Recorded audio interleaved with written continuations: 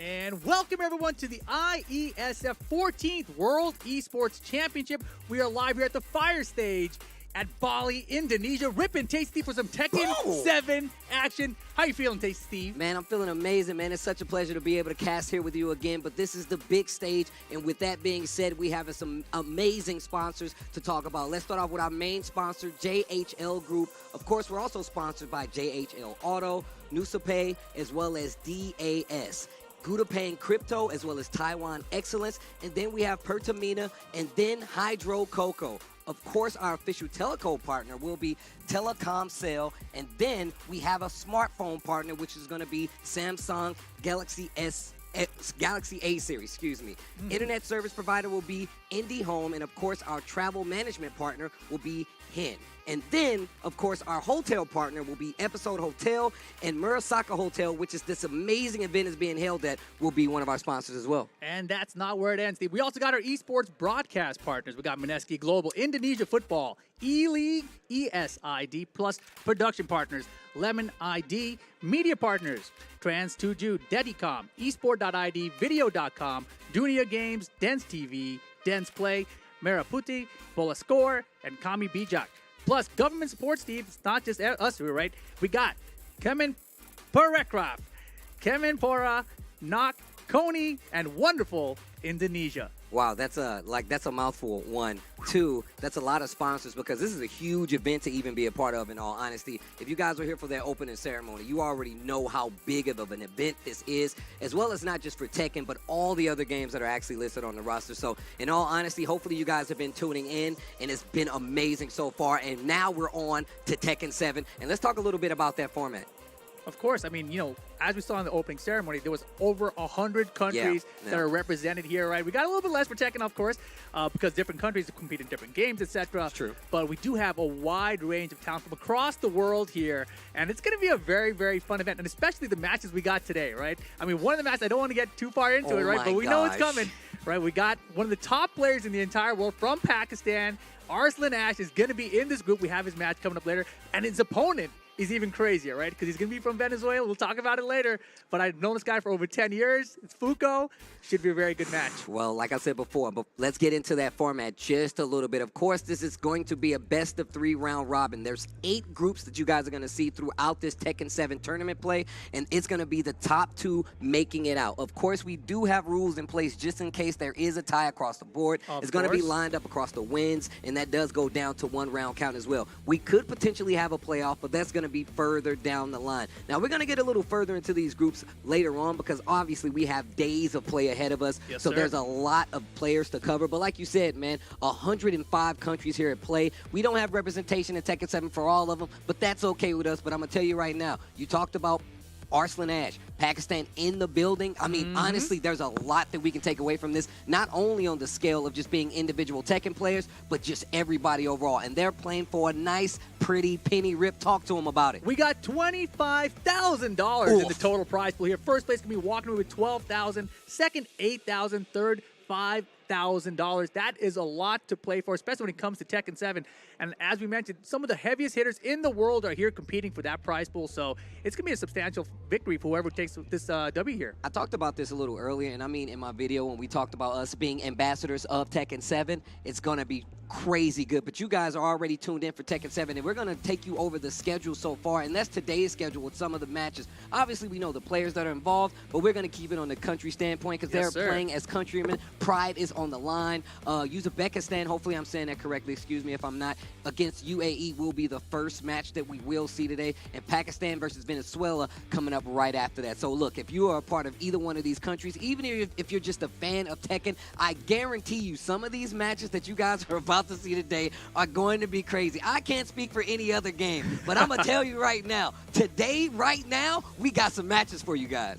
And this is just the way to kick things off, right? So It's going to be absolutely amazing. I can't wait to see what happens. And there's so many players from so many countries that are represented here that we haven't really had a chance to see on this sort of a big stage, right? So this is going to be our introduction to a lot of these players, and it's their opportunity to showcase their skills to the world. You know, it's kind of crazy, Rip. We've been walking around this entire hotel, the venue, the entire time, and the amount of players that we ran into from all the different regions, it's actually been kind of humbling, man, because we've been seeing these guys, like some of them we've already known, some of them you already know, but there's countries here that we personally, I know I haven't personally seen get to play in person. Some I haven't been exposed to at all. So putting these guys on this stage to be world representatives, countrymen, is going to be amazing. It puts a lot of stress on you to actually perform well, especially in a game like Tekken 7, which is really at its kind of peak competition-wise.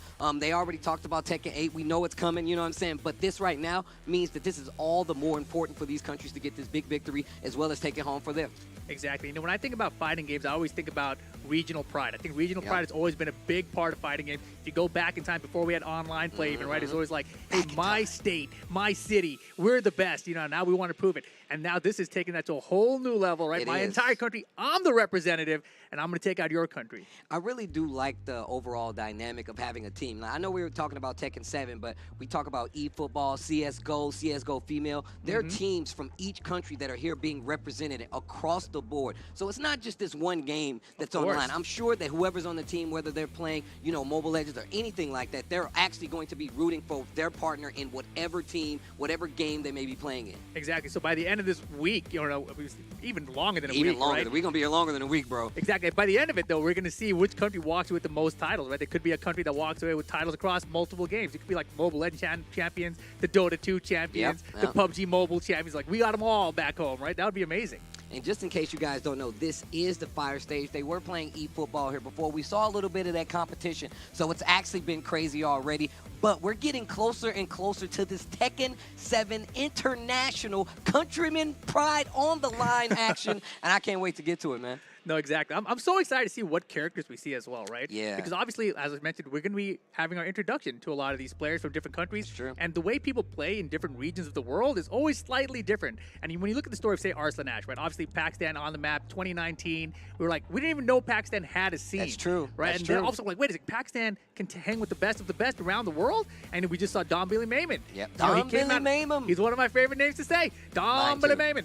But, you know, 17 years old, comes out of nowhere. Even the people in his own region didn't know who he was. They'd never seen him in an offline event. No, that's you know, true. and this is kind of that opportunity for a lot of the players here in this tournament. That's really a testament to like what Tekken is right now.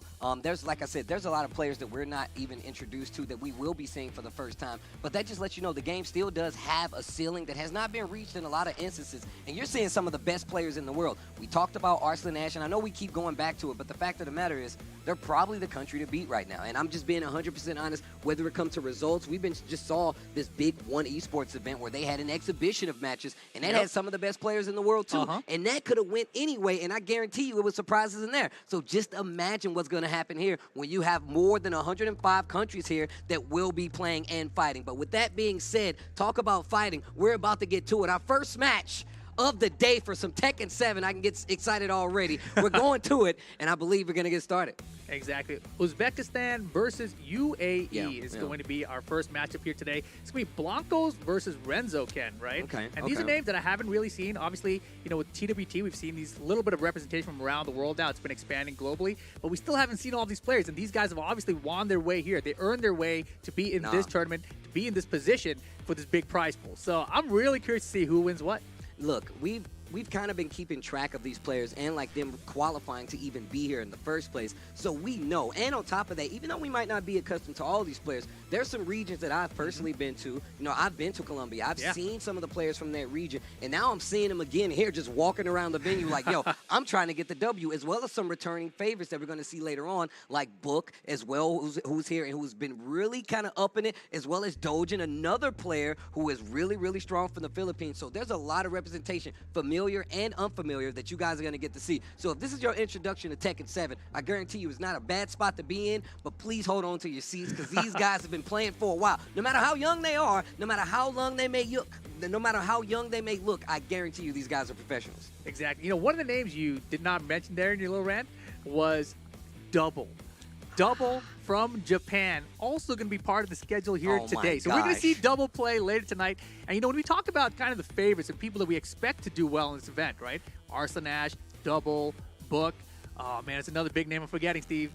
Oh, it's slipping my mind. But anyways, a lot of big names, a lot of potential. It's a lot of names, actually. And, you know, I'm really excited to see what Double does, because you mentioned that one esports event that happened. Double wasn't a part of that, right? Double also did not qualify for the TWT finals, right? He was one of those guys who did not make the top 8 in Japan. Ah, that's true. That's but true. He's here, and he is a top-tier player. Obviously, he uses my character, so I'm super Come biased, just a little bit against it. A little bit? Just a little bit? A little bit. Super, a little bit biased? All I'm saying is, I hope he wins. That's all. You know, what's wrong with that? Well, look.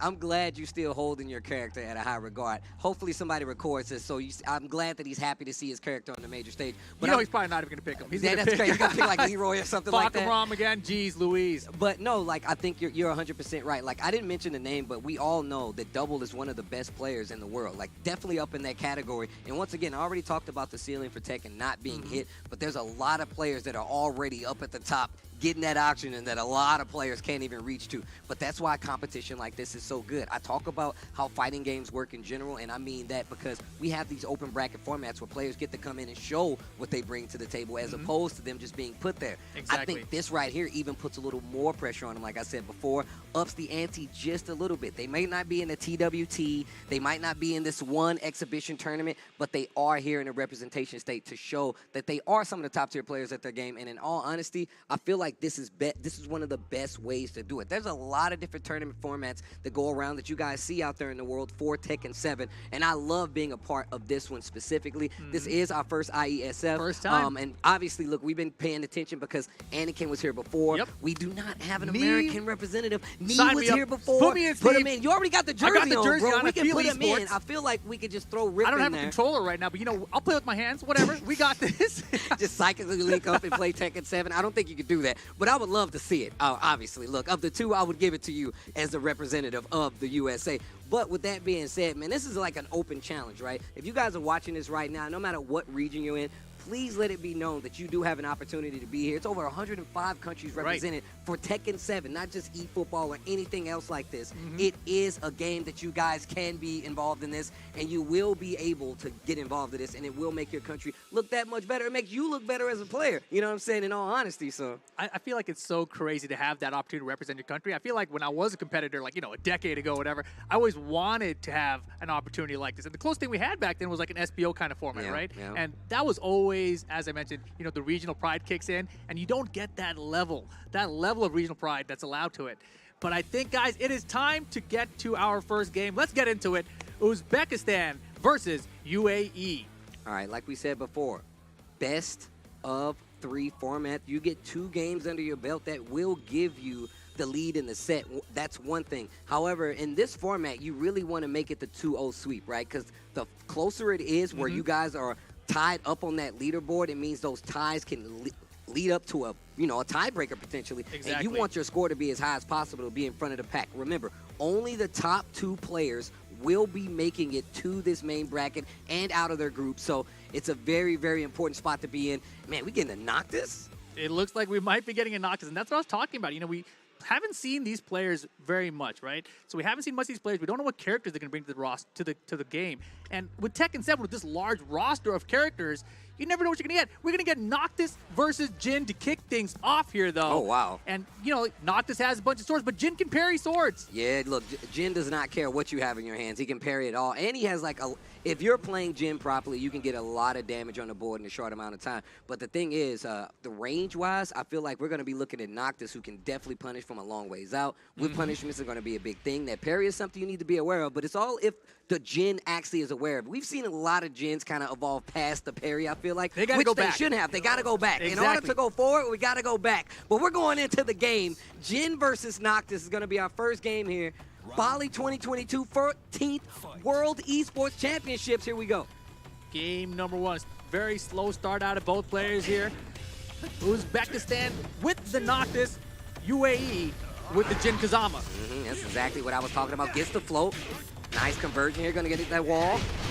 I like the jab for the wall carry after the screw attack there. Emo man. Just the first 2 parts. Tries to go 4 mid. 4-4 not going to work. Keeps that wall advantage in the first round. Uzbekistan taking it. Yeah, I really liked what he did there. He had the frame advantage after the 2-2 hit, and he used the frame advantage, and UAE was swinging buttons, right? So you got to watch out for that. Little 4-2 there from Jin. Wow, I like the whiff punishment, the weight right here from Noctis. Was hitting some buns right now. And see, Uzbekistan, he's taking his time. He's waiting for an opportunity to find a big whiff punish. If you're Noctis, you got to be looking for like that down forward 2 outer range. That's one of the best ones. Whoa, Catches wow. him though. Okay, 4-1+2 gets hit. Wall damage. Oh my gosh, Pete, the damage right there. How did he get to that side? Yo, cameraman, what are you doing? It's not what we pay you for. You're affecting the game, ducks under the high, and didn't get a big punish off of it. UAE is in trouble. That's 2 rounds straight. Remember, this is best of 3. In 2 rounds, that could be the inside right there. That could be the end if you don't make something change. Yeah, and Uzbekistan, you can see he's finally down forward 1. It's like, oh man, if I just keep doing side step and down forward 1, man, and the spear for the whiff punish there all day, all day. Emo man. Wait a minute. Rayjar, did he catch him hitting the button? No. Nice awareness, and he added the replay to his favorites. This is not even his I like system. that one. I like that was one. my debut at IESF 14th World Esports Championship, and I got 3 rounds straight, saving it. UAE in trouble right now. And you can see him really thinking about it.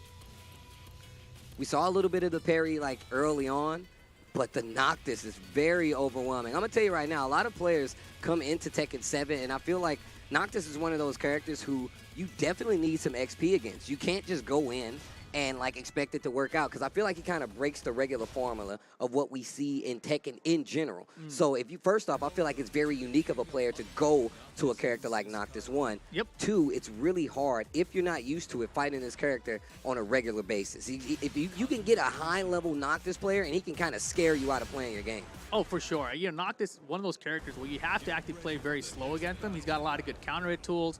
The forward 1+2 will catch you if you're trying to swing while he's coming in at you. If you're trying to attack at him, he's got the up 1 face stab move to keep you out. So he's got counters in both directions. We're going to get a character swap here. Here comes Kazuya Mishima. So it goes from the son to the father, Jin to Kazuya. Oh man, I love this stage. Now, the question is this character more developed than the Jin, right? Right. I feel like that's the scariest part about this, because if this is your business, especially in the round robin format, you want to put that out first. You want to crack the suitcase first. Yeah, but I think from what we've seen so far, Uzbekistan, the Noctis it seems like too big of an issue.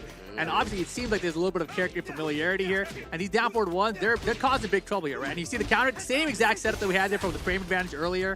Essentially, in fighting games, in most fighting games, once you get hit by something, you got to block. You got to say, it's not my turn anymore. If he hits another button, I'm in trouble here because I'm minus on him. Yeah, I can tell you right now, you have to take your turn, especially in this situation, because one, Noctis can keep really taking advantage just like that, just the jab. You talked about that unfamiliarity, and it's coming to show. UAE is in big trouble.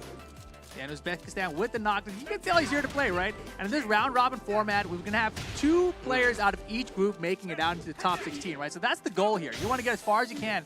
And right now, it's looking good for Uzbekistan. Okay. Breaks the throw. Rage available.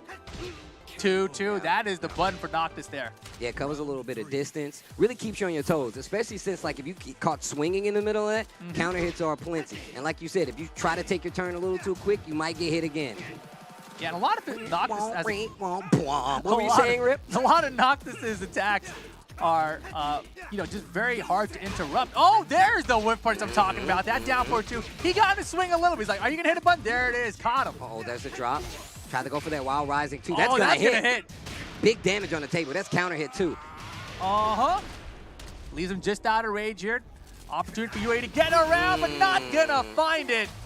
And that's a good start for Uzbekistan right there, especially with the 2-0. And even with the character switch, you can see the unfamiliarity against a character like Noctis really does take a toll on a player. I'm going to tell you right now, that character switch lets you know how unfamiliar they were with that matchup, and it really does kind of put you on tilt. Tekken is definitely a game about flow, and when you're fighting somebody who even remotely looks unfamiliar, it's really easy to take advantage of it. We saw that a little bit right there. UAE needs to do a little better because this is the round-robin stage, so they do have another opportunity. Hopefully, and for UAE, they might lose further down the line. Maybe that Noctis might not carry them as far as they would like, but UAE still has a chance. Exactly. And, with the round robin format, whoever you play against, as many games as you can get is going to help you out, right? Yeah. The head-to-head does come into play when you look at it later if you end up in a tie situation. So that's the crazy thing about a round robin. You just never know how things are going to play out, so you just got to do your best at every single opponent. Well, with that being said, we still got plenty more matches left. UAE still has a chance. Uzbekistan still in there. Please forgive me if I'm mispronouncing this because I'm talking fast and I'm getting really excited for some of these matches. And we still got plenty of matches left. This is the first day of Tekken 7 competition. We've already talked about the players. That first game is only just a tidbit, a caveat of what's about to happen. The one coming up next, though, Steve. The one coming up next is going to be a crazy one. This is probably the highlight of the day for me, right? Already, huh? It's match number 2. It's Pakistan versus Venezuela. That's going to be coming up next. And that match, to me, is the one to watch. Because, we talked about how you want to do your best in the round-robin group stage. And for both of these players, this is the one that matters the most, right? This is the name in their group that they know they got to be watching out for. And I talked to Arslan just earlier today. We talked a little about Fuko. Who's Fuko? What characters he's? How long has he been playing, etc. Right? And I gave him the information because Fuko, he is a veteran.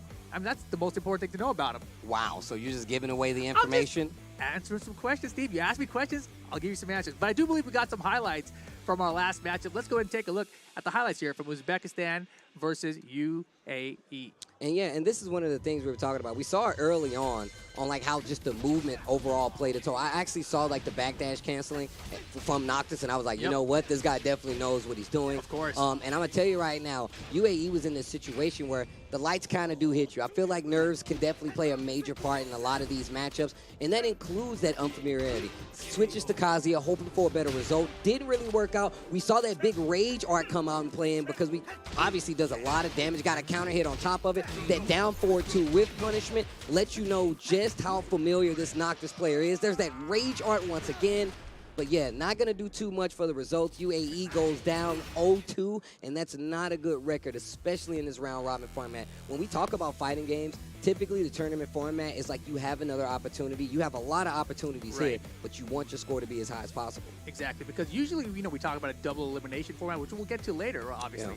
But in the round-robin stage, you can lose twice. It's fine as long as you win more games later, right? Like you have multiple opportunities to come back from those losses. Double elimination, a little bit more tight, a little more strict, less opportunity to make mistakes. So that's the benefit here of losing in a round-robin format, right? Yeah. But of course, in this still best-of-3 format, you kind of have to feel your opponent out. You don't know who these players are in a lot of the cases. And you can see the Noctis there. He was kind of feeling things out at the beginning. He's like, can I get to these down forward ones repeatedly? Is he going to hit buttons after this? Is this frame tap going to work out and hit? We'll see. Well, with that being said, I think we're going to move on to our next one. But before we get there, I think we're going to take a quick break before we go any further. But just before we even get there, I know you're excited about this next match. Oh, yeah. I really want to see how, even just, how Arslan's going to even adjust to this. You said he was asking questions about the matchup, and that's a very big thing. But with that being said, Arslan is very much a vet. Double Evo champion. My man has definitely earned his name out here. Definitely a countryman to look out for, as well as just a representative of a lot of strong Tekken players from his region as well. So easily one of the guys to be here. Exactly. I'm really excited to see that one go down. But as you mentioned, I do believe we're probably going to take a break before we get over there to that one. But it's going to be a wild one, Steve. It's going to be a very, very interesting matchup. Fuko, of course, one of these top players we haven't seen. And Arslan, of course, the one we all know about. So this is going to be a clash. And we're going to come to that after this break, guys. Don't go anywhere. We will be right back with more IESF 14th WEC matches for Tekken 7.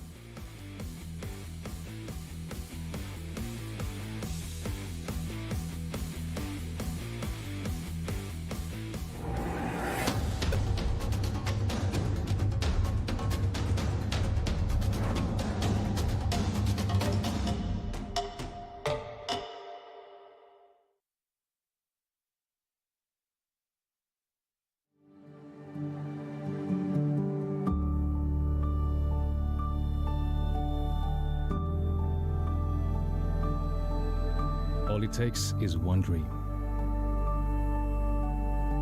One dream that becomes a journey. To drive an ambition. Believing in yourself. Persevering challenges. Always focused on the dream. To grow aspirations. Having the will to keep going. Building a future with a legacy. Knowing dreams can come true. Over 11 years of growth. The spirit of entrepreneurship created possibilities.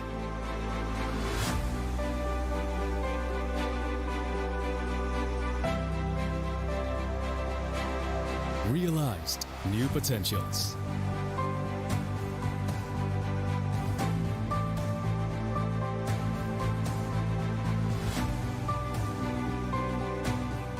Innovate for the better.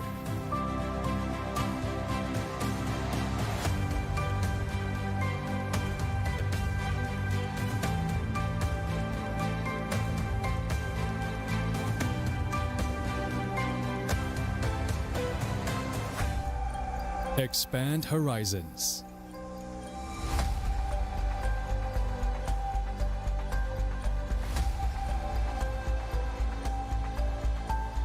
To change lives.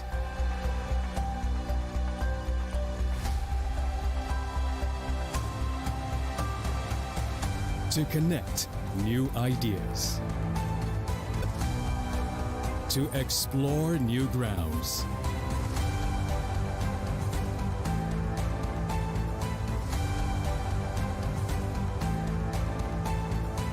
With the future in sight.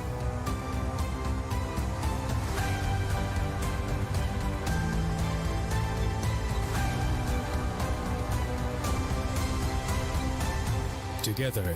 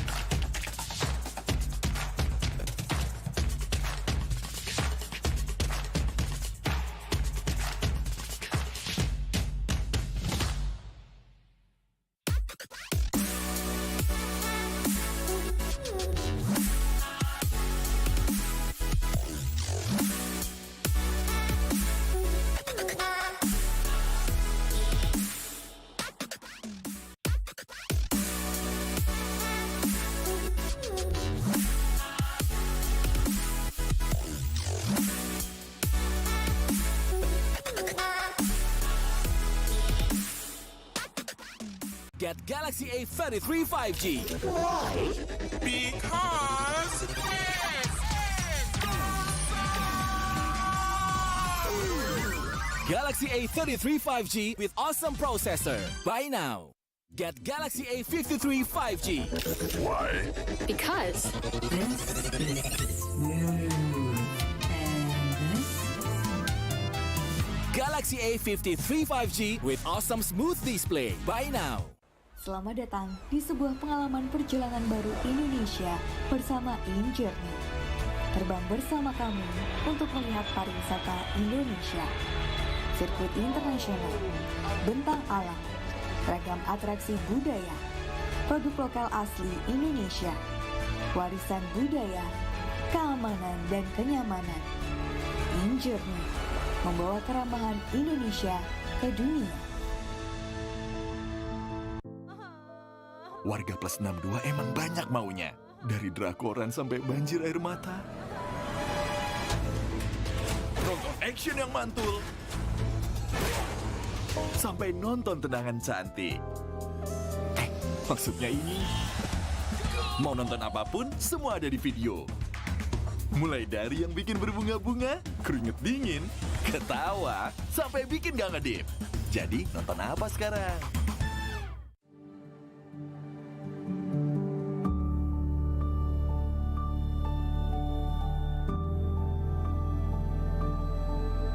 All it takes is one dream.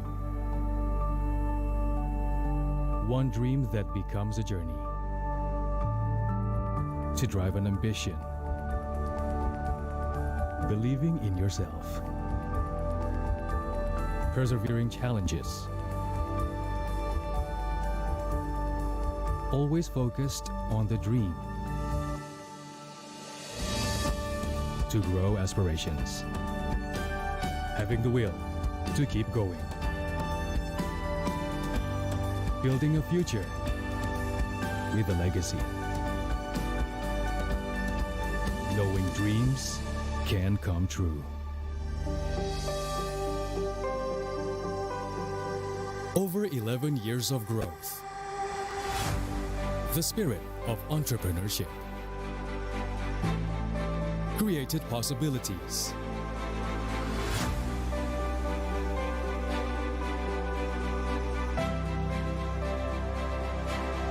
Realized new potentials.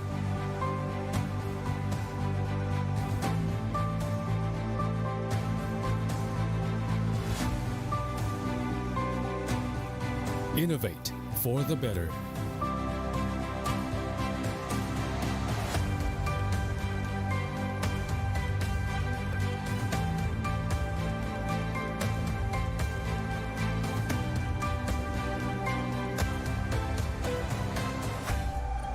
Expand horizons.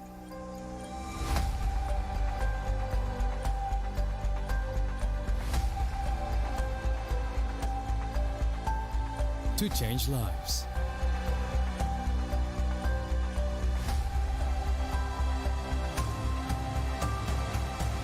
To connect new ideas. To explore new grounds.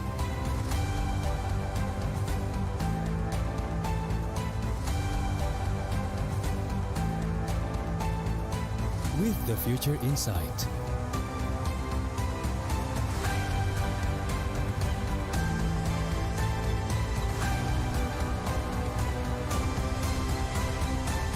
Together.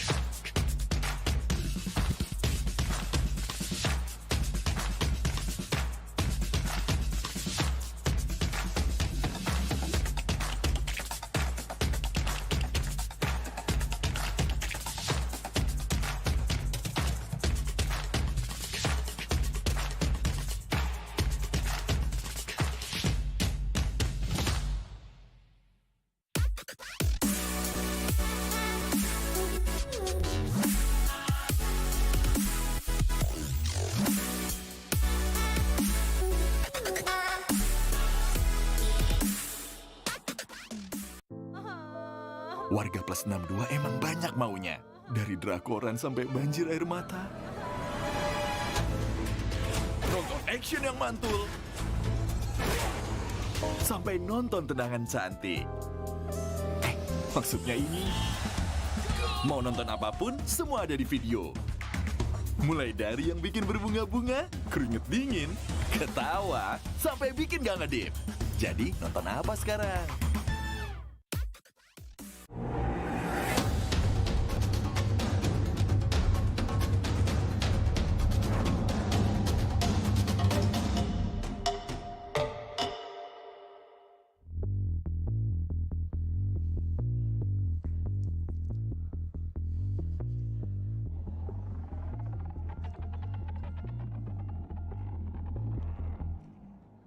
Welcome back to the 14th World Esports Championship. This is IESF Bali 2022. Tasty Steve, Rip. We're going to the second set here in this round-robin format for Tekken 7. Yes. Once again, lots of games being played. We've already made it through our first set. This next one, Rip, you were really, really excited for before the break. Talk us a little bit through it again. Of course. This is going to be Pakistan versus Venezuela. The representatives of both of these countries. Some of the top players in the world. Arslan Ash, of course, the most known right now. He's the player to beat for a lot of players around the world, right? He's kind of established himself as the #1 guy to beat. Fuko, though, is a wild card. We haven't seen him competing in a lot of tournaments since Arslan's even come out, right? I mean, he's been competing for over 10 years. I met him back in France in 2012, and he's been playing in Tekken 6, Tekken Tag 2.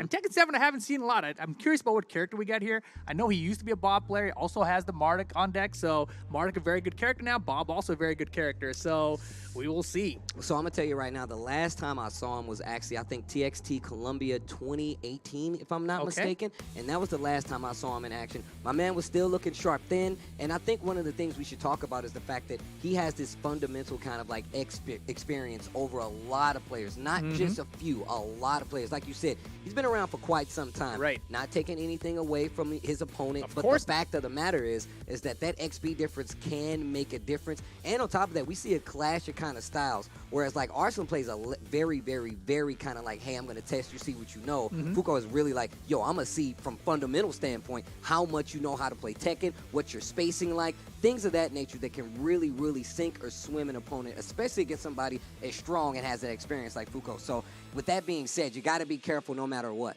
All right, Steve. We just talked about it. Who do you think's got this? You got Arslan Ash or Fuko? What do you think here? I'm going to go with Fuko right now. What? Listen. What?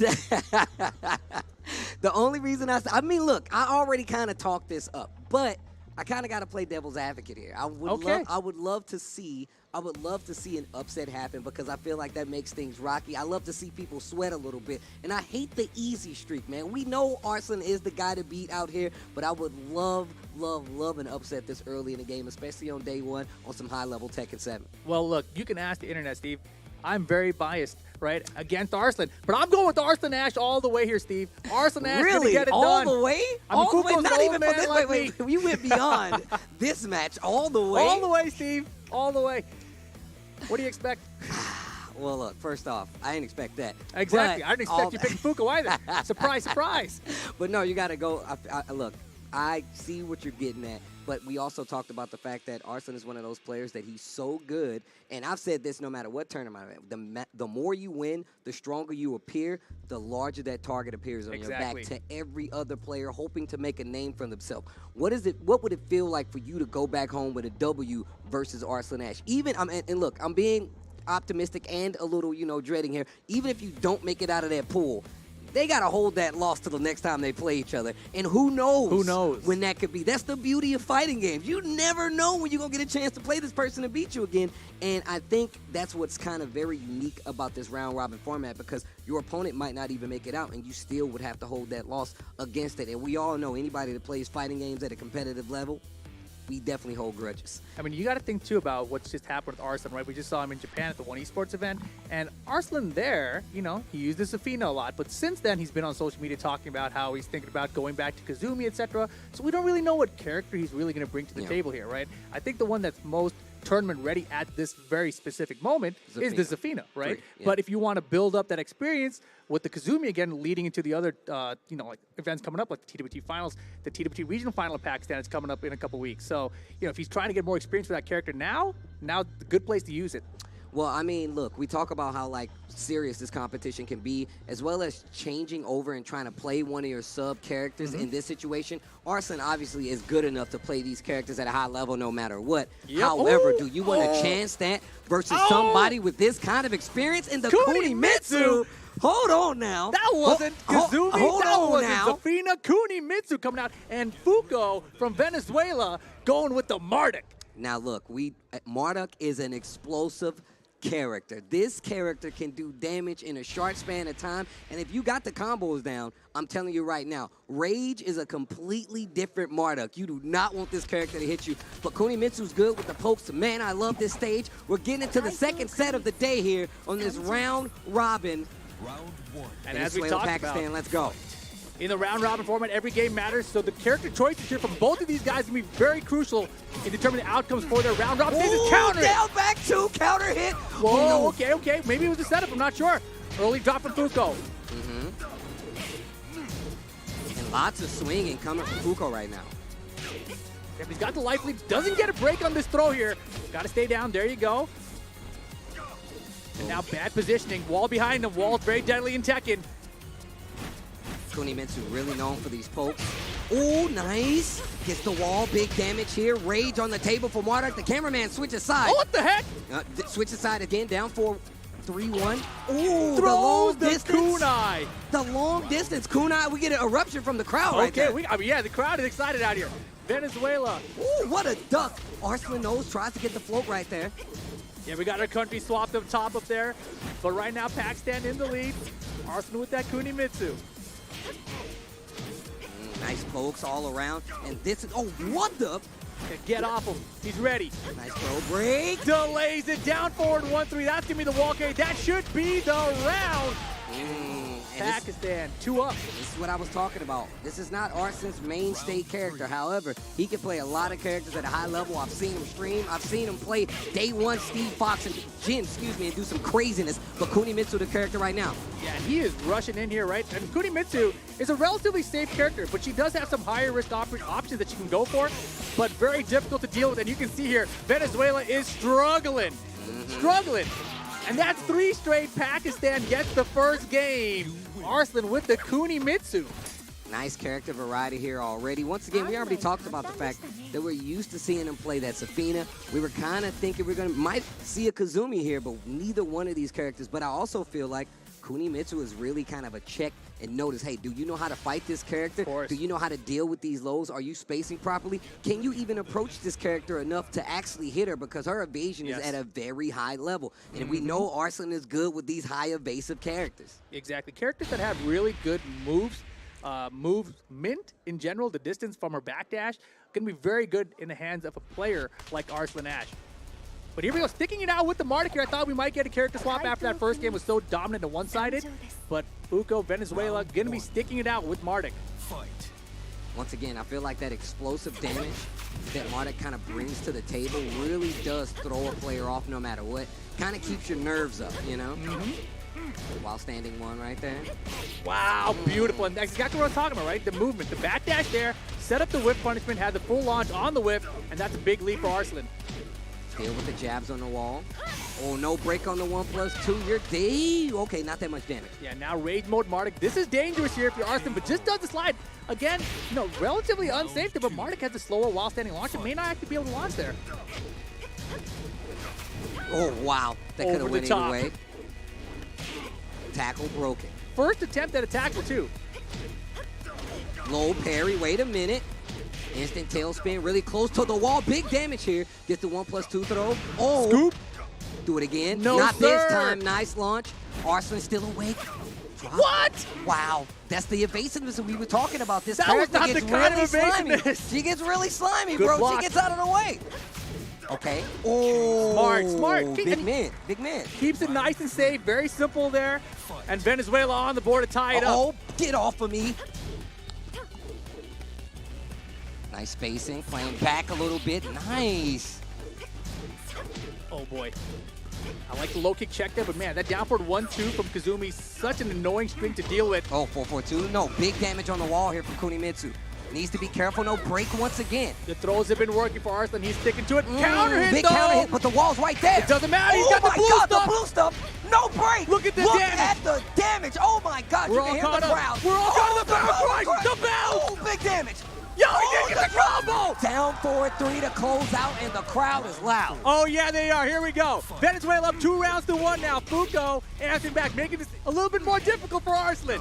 Down back 2. Gets the hit. 2-round lead to 1. Remember, every Counter. round counts. Big damage here. Power crush again. Looking for something from Kuz. Power clutch. Now you got to guess. You got to guess. Big damage. Oh, big launcher. No drop means this round could be in the bag. Arslan. It's enough. It's enough. Final round. Set point for Pakistan here. Okay, wait a minute. Every round counts, like I said before. If Venezuela can get this round, we'll go to another one. Nice break on the throw. Important. Big Got launcher. him. The setup. Wall right there, though. No drop this time. Look at the damage. Over the top. Oh, my gosh. Back to the spacing. Uh-oh. This isn't looking good for Big Venezuela. trouble. Do the whole string. Pakistan 2-0 over Venezuela. Nice set, though, between the two of them. Oh, my goodness. Oh, my goodness. That was an exciting It got set. exciting. That was an exciting set right there. Man, I Oh, wish that man. was like best of 5, right? Look, I'm going to tell you right now. I know we're in a tournament setting, but once you get players that go against each other at such a high level, once again, you're seeing the clash of regional play right now. You always want one more. I'm going to tell you right now, if you ever see me play video games, I always want one more. Of course, dude. And the tournament setting makes you want it even more. So, man, it was still an explosive set, though. And when you look at that set, if you're in Fuko's shoes there, right, Venezuela's shoes, you know, the first game, you just lose. 3 rounds, you got some data there. Yeah. Game 2, so close. You have the round lead 2-1. And you're thinking, man, if we just had a little bit longer, Just if I could have just a little closed bit out more. that final round, right? But Arslan, he had all the right answers at the end, right? He's testing with that 2-2 string. He's like, all right, let me finish the whole string this time at the very end. Caught him. He didn't duck it. And there was a little bit of character inexperience there. So at the character select screen, you know, he hovered the Kazumi. He's like, maybe I'm going to bring back the Kazumi now. Just kidding. Kunimitsu's a little bit better. Yeah. And, you know, he really made it work for him. And definitely Fuko caught off guard there.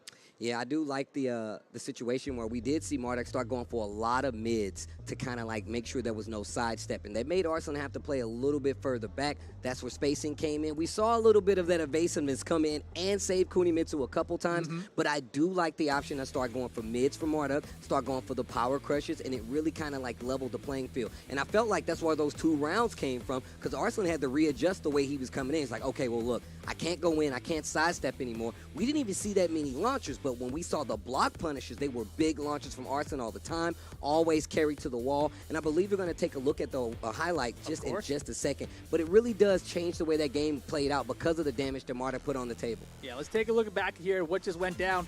This was the first game. You know, the walls were very close here. Kunimitsu has very good wall carry. That kunai there caught him just moving. And that's one of the things about Kunimitsu. She can surprise you. Like I said before, string right there just catches you. And on top of that, like, even if you're an experienced player, you really don't bank on a player finishing a string in a lot of instances. Right. So that's where that big counter hit could come from. It even helped out Marduk a couple times. That wall drop right there really did open up the game. And that's when we started to see those mids come out, but no break on the throw. Yeah, and the throws were a big deal here, right? Kunimitsu has these throws that are a little bit harder to react to. And right here, you see Fuko, he had that low parry there instead of go for the big block and punish. But man, overall, once he got on the board, I started feeling the momentum shift a little bit. And I felt like it was those trades that really did it. This Big was counter huge. hit right there. Peep the damage, though. The blue stuff, no break. And the extension. Just jamming on the damage right there. And easily. The power, because with the wall bounce too. But then drop the combo, was like, oh my goodness. But holds on, right? Again, goes with the mid to close it out. And Arslan had to fight back, and he did. Yeah, tail end combo right there. That last hit getting Arslan the game. But once again, those rounds count, obviously. I mean, don't get me wrong, you didn't get the game overall. Right. But still, you never know how that's going to play out when the leaderboard, because somebody might get a little closer. You might need those rounds to break a tie. Yep. And like we said, the top 2 make it out.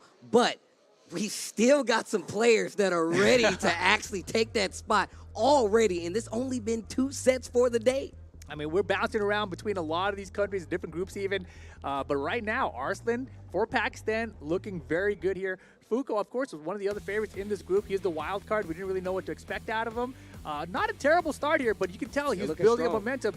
And, you know, sometimes you're going against a player like Arslan, you got to be like a little bit nervous, thinking, how does this guy play? And the first time you play against him, and I speak from personal experience here, He catches you off guard, and this Yes. is why he's so good in the first of two tournament format. Yeah, look, definitely some experience. I mean, I've definitely played Arslan in tournament myself, so I know just how squeaky clean he can be with the movement, getting out of these situations that a lot of players are not familiar at getting out of, and I feel like that's what really makes Arslan strong. You guys seen it with your own eyes, whether you're new or old. We always know that Arslan is the guy to beat right now. So once again, that's a good start for Pakistan. Obviously, once again, he is the guy to beat in this pool, but he's still got a large target on his back with some of these players left, because just like he's the strongest player out there, there's a lot of strong players still in his pool too. Exactly, and of course, a 2-0 start for him, going to be fantastic for the round-robin format. You know, Fuko 0-2 here, that's a little bit scary, right? Because a lot of these players we haven't seen, and they haven't seen Fuko necessarily either, so that's kind of going to work in his favor.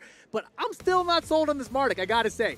I loved his Bob. His Bob was very, very good. And I think the character right now in Tekken 7 really is strong. it's finding It's a really resurgence, strong. right? You got players like Ulsan using Bob again, and when you see it, it's scary. And all these old school Bob players, they're still bringing back that old school form of Bob, and I'm seeing a lot of success for them. So I'm really curious how much he's been using the Bob lately.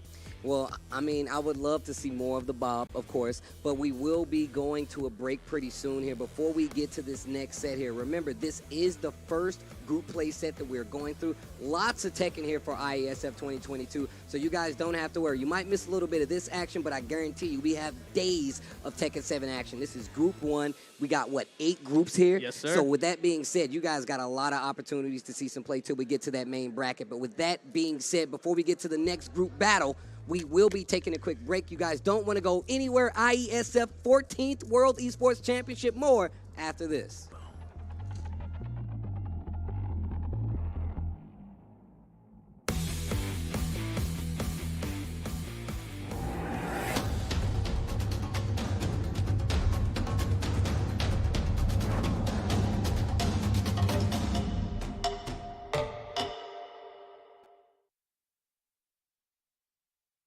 Get Galaxy A33 5G. Because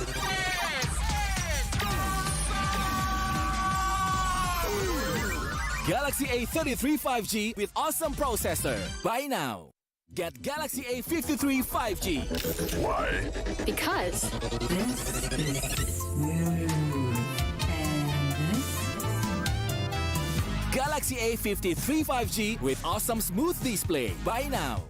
Selamat datang di sebuah pengalaman perjalanan baru Indonesia bersama InJourney. Terbang bersama kami untuk melihat pariwisata Indonesia. Sirkuit internasional, bentang alam, ragam atraksi budaya, produk lokal asli Indonesia, warisan budaya, keamanan dan kenyamanan. InJourney membawa keramahan Indonesia ke dunia. Warga plus 62 emang banyak maunya. Dari drakoran sampai banjir air mata. Nonton action yang mantul. Sampai nonton tendangan cantik. Maksudnya ini.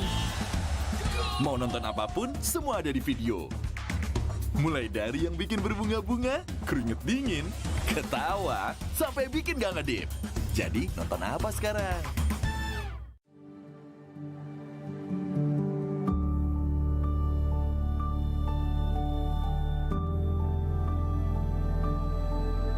All it takes is one dream. One dream that becomes a journey.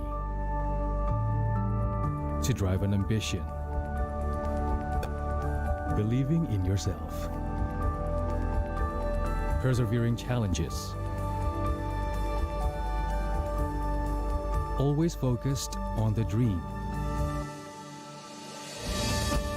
To grow aspirations. Having the will to keep going. Building a future with a legacy.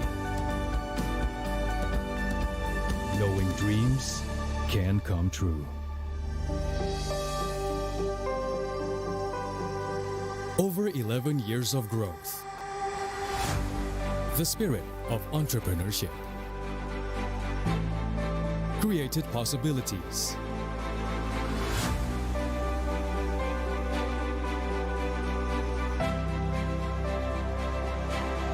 Realized new potentials.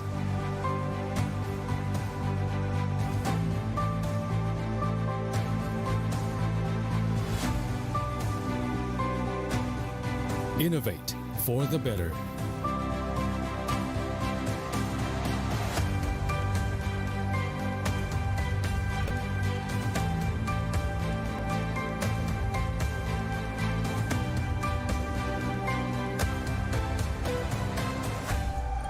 Expand horizons.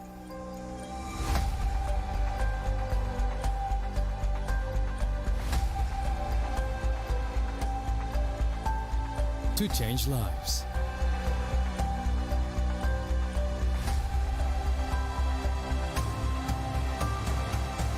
To connect new ideas. To explore new grounds.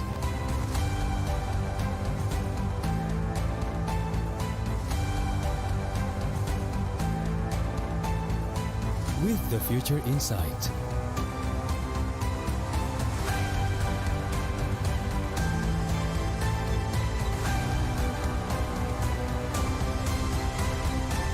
Together.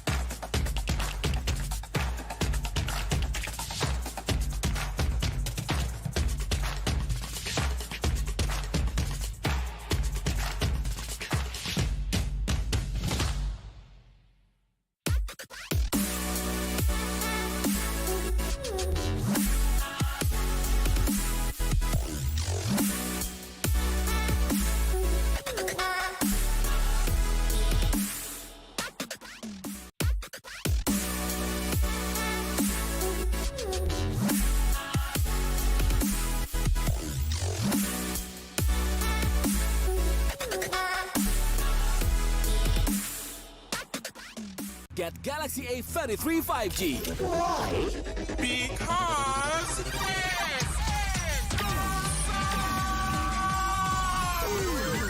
Galaxy A33 5G with awesome processor. Buy now. Get Galaxy A73 5G. Why? Because this is awesome. This is awesome. Awesome detail. Awesome detail. Awesome detail. Galaxy A73 5G. Take more awesome details. Buy now. Selamat datang di sebuah pengalaman perjalanan baru Indonesia bersama InJourney. Terbang bersama kami untuk melihat pariwisata Indonesia. Sirkuit internasional, bentang alam, ragam atraksi budaya, produk lokal asli Indonesia, warisan budaya, keamanan dan kenyamanan. InJourney membawa keramahan Indonesia ke dunia. Warga plus 62 emang banyak maunya. Dari drakoran sampai banjir air mata. Nonton action yang mantul. Sampai nonton tendangan cantik. Maksudnya ini. Mau nonton apapun, semua ada di video. Mulai dari yang bikin berbunga-bunga, keringet dingin, ketawa, sampai bikin gak ngedip. Jadi nonton apa sekarang?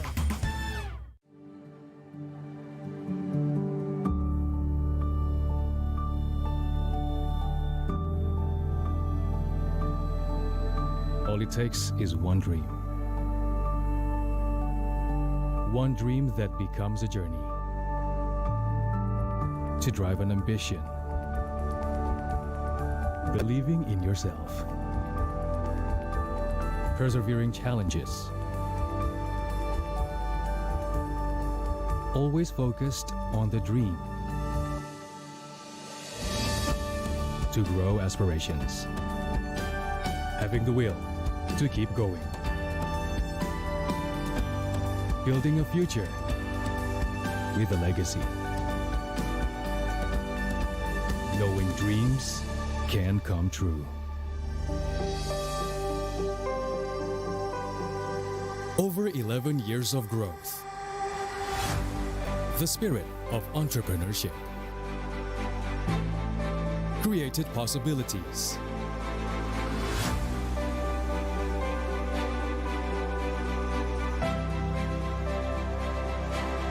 Realized new potentials.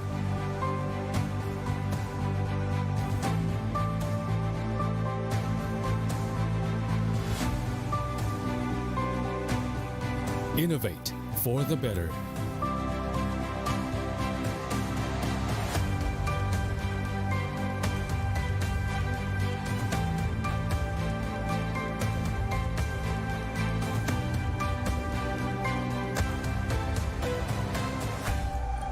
Expand horizons.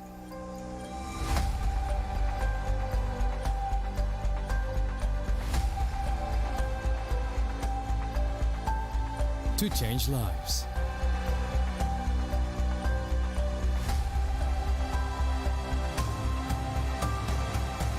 To connect new ideas. To explore new grounds.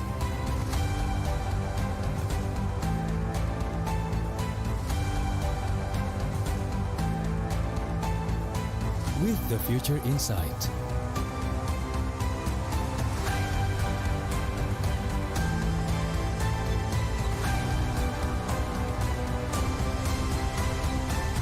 Together.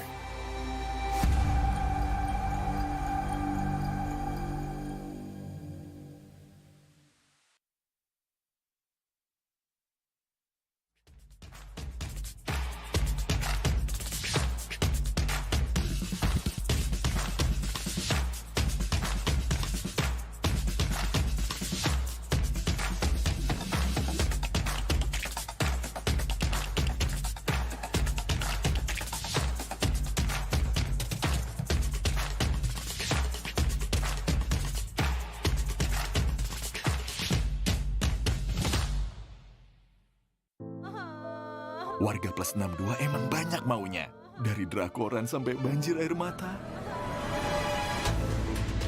Nonton action yang mantul. Sampai nonton tendangan cantik. Maksudnya ini.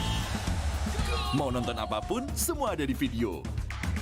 Mulai dari yang bikin berbunga-bunga, keringet dingin, ketawa, sampai bikin gak ngedip. Jadi nonton apa sekarang?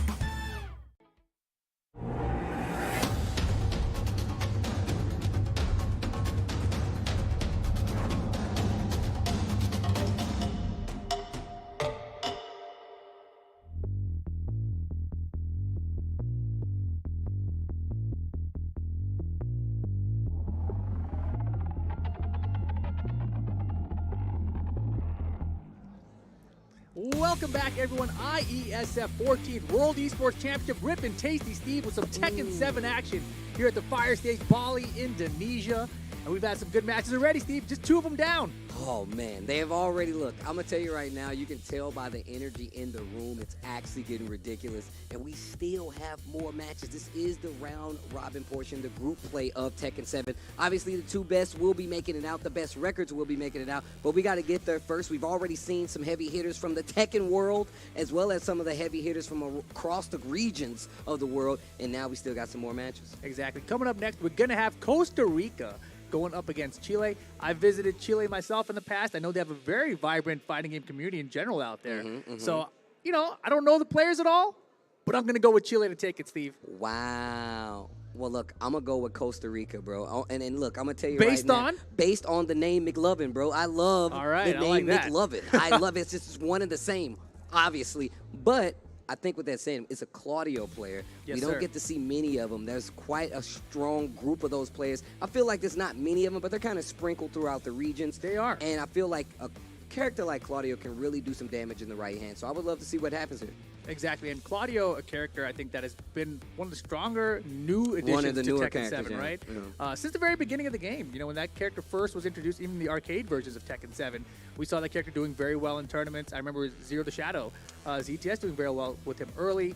Weapon X is doing well at the Wizard World events back in the day. That's true. So we saw a lot of early success with the character, and the character has still, to this day, been performing very well. We have Shadow 20Z in USA. The boy. Making a big name for himself everywhere, right? So this is a very strong character with a great track record across the history of Tekken 7, across all the versions of Tekken 7 that we've seen so far. You know, now that you say that, yeah, he's actually been pretty solid throughout, like, the entire history of Tekken 7. Bringing that new kind of, like, dynamic with the Starburst, right? Right. Something you really kind of keep track of. It's kind of new to Tekken 7, in all Exactly. honesty, to be a new character and have to keep track of this one specific power-up. Changes the moves, gives you more combo opportunities, and in the right hands, that character can be devastating. And I really do like the fact that he has really good pokes. Down back 3, sidestep 4 is another one. Kind of baits you into playing this crazy range, and then boom, he can hop kick you. Big Exactly. damage, great wall carry. And once again, you still have to pay attention about that Starburst. Running 2 is another thing you really have to keep track of. So it's like his spacing game is actually really, really strong when it comes to advancing moves, as well as getting damage and punishing your whiffs with something like a hop kick. Yeah, and he's got such great space control, He right? does, He's man. got such long-range Back mids that are one, safe dude, on but block. why is back one so good? It's Don't so ask me, good. Steve. I don't work for them, okay? I'm just saying. I've been complaining about the character since release. We can finally, move on. Maybe we'll make a new game eventually. Maybe we'll make a Tekken 8 and he won't even be in there. That would be great. No way. That would No be way. fantastic. I would love to see that, I'm Steve. going to tell you right now, there's no way Claudio's not in Tekken 8. I'm telling you right now. Come on, man. With a cool new design, I How about trust those Akuma? guys. Akuma, I actually want, look, hey guys, I hope all of you watching this know this. I want Akuma in Tekken 8. Hold that. I want him in. I want him in. Bring my Wow. boy Geese back too. You're just trying to get social media engagement. I'm not. I promise you I'm not. I want just, all the 2Ds returning. Look, bring them all here, bro. Like for me, actually, I don't want them all. Look, we can keep Akuma. Give one. Maybe give me a Ken Masters, maybe a Ryu. What? Mix it up a little bit. I'm just saying, Man. I welcome all new challengers, bro. All new One challengers. voiceover and this guy changed his sides completely. Look at this guy. Look at him. Why would you Unbelievable, ever say Steve. that? Why would you Unbelievable. ever say that? You're the one saying it, but here we go. We got our match incoming. We got Costa Rica versus Chile. Wow. Wow. McLovin, do us proud. Costa Rica versus Chile coming up. Excellent. The crowd lets you Yes. know they're behind it, man. I really do like that these guys are getting involved with this Tekken 7 action. Of course. It's kind of late out. It's almost 11 p.m. out here in Bali. We still got a big crowd Still got watching a this big crowd Tekken watching. 7 Still got a action. big crowd And watching. look at this. We got the Mishima, Kazuya Mishima coming out of Chile. This is exciting. Oh, yeah. We got the music for you too, Steve. Man, I love this stage. It's one of my favorite stages in the game. Of course. Whoa, wait a minute. I like yeah. starting off with All the right. electric just to let you know. And the running too. Oh, we got a match. Look at him go. Look at him go. Woo! I like seeing it. That Hey! electric. The Back twin dash. pistons. He had the duck. He saw the whip, right? Then he had the twin pistons for the wall carry here. Bop, Hey. Nice down jab. You can see right now, McLovin having a hard time getting that game started. We talked about the whip punish. We talked about the hop kick. And here it is in play. There's that Starburst as well. It's a close round. Rage mode available. Gets caught by the second hit, though. See, this is exactly what I'm talking about. All those things that we said about Claudio is coming to fruition. He has great space control. Those pokes really do start to come into play. Nice punish right there. Yeah, exactly. And that back 3-3, one of the Magic newer four. additions to Claudio as the game has progressed. But look at the wall carry combo here from Chile. Bop, Hey, bop. hey. Big damage right there. Oh my God. Hell sweep. Oh, here we go. The mix Hello, is beginning. sweet, more like it. Get Throw off of break. me. Oh, Oh, wall crush. New We got tactics. that new stuff. Spins the blue. Wall stun 2. Get Get off off of of me. Dancing a little bit. Oh, Counter hit. Down back 3. Another one of those tools that we pointed out. Gonna get the wall for sure. Starburst. No wall this time. The wall slightly off axis this time. The running through pressure from Chile working out here, but gotta be careful. Double range. No. Oh, the my slow-mo. He didn't die. Oh my God. Oh my Okay, God, he didn't die. okay. Let's go. This is what Costa I'm talking Rica. about. First 2 rounds. Game 1. Hell sweep coming out. Oh, Big trade. And the electric too. Oh my Okay. God. I like what I'm seeing. Yo, Kazuya Mishima, are we getting the hell sweep to close it out? No, the mid this time. I had to look over there. Where Yo, are that they was a playing? 10-second round. Where were Steve. they playing? Oh my goodness. Okay. The waivers are coming out. He's warmed up now. Jose. Got the starboard. Could have been bigger yet. He went for it right after. Statue kick's good. Oh, nice spacing right there. Haven't seen a back one just yet. Another trade. That was off the hop kick.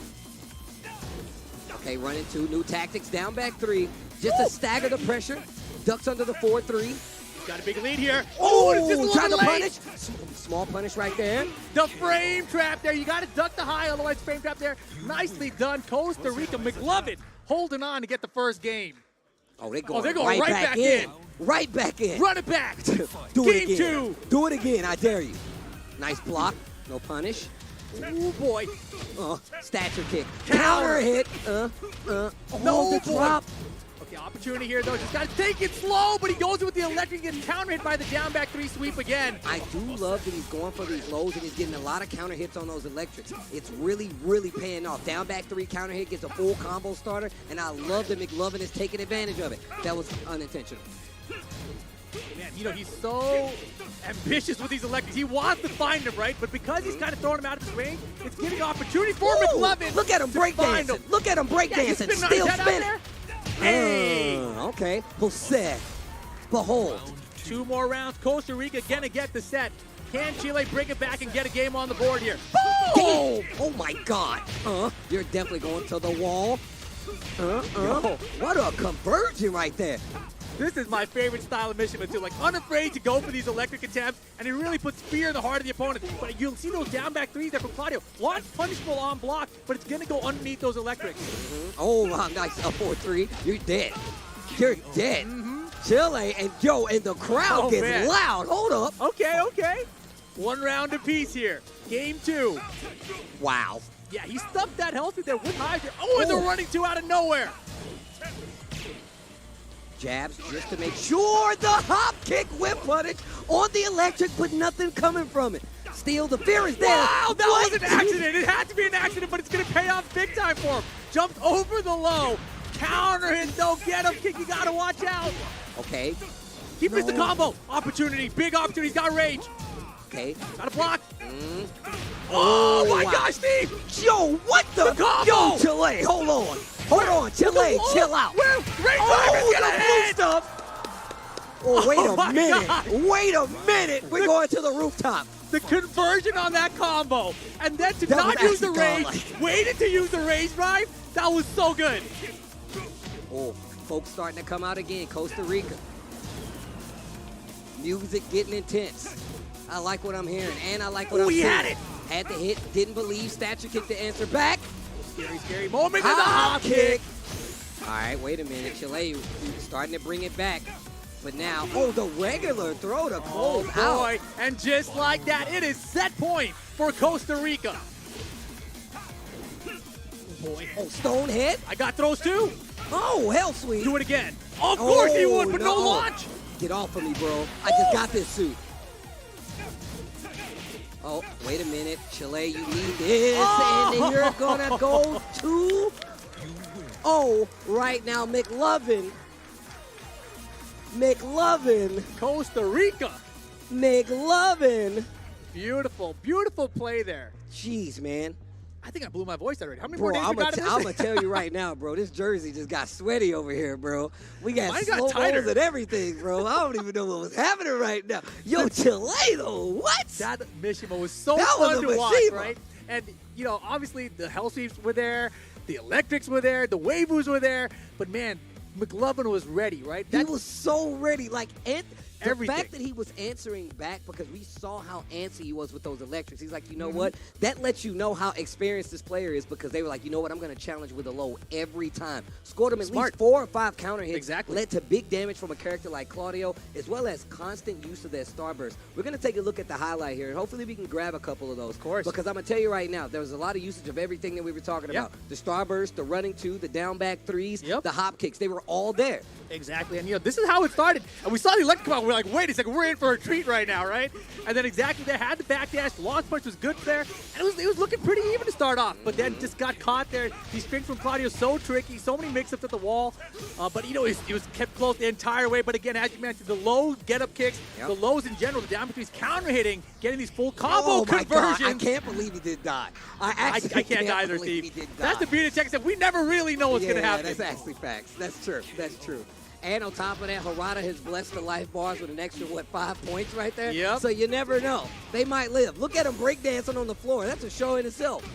And then the combo conversion after to close out that round here in game 2. But it wasn't over, right? It was still going to be close the whole way through here. Chile fighting back. This electric conversion, this combo. God. Look This at this. combo is actually The wall, he's ridiculous. like, I'm not going to spend it. Wait Watch for this. it. Boom! Wait for it. Oh, So the good. electric, the blue stuff, just to close out. And this was starting to look a lot better for Kazuya.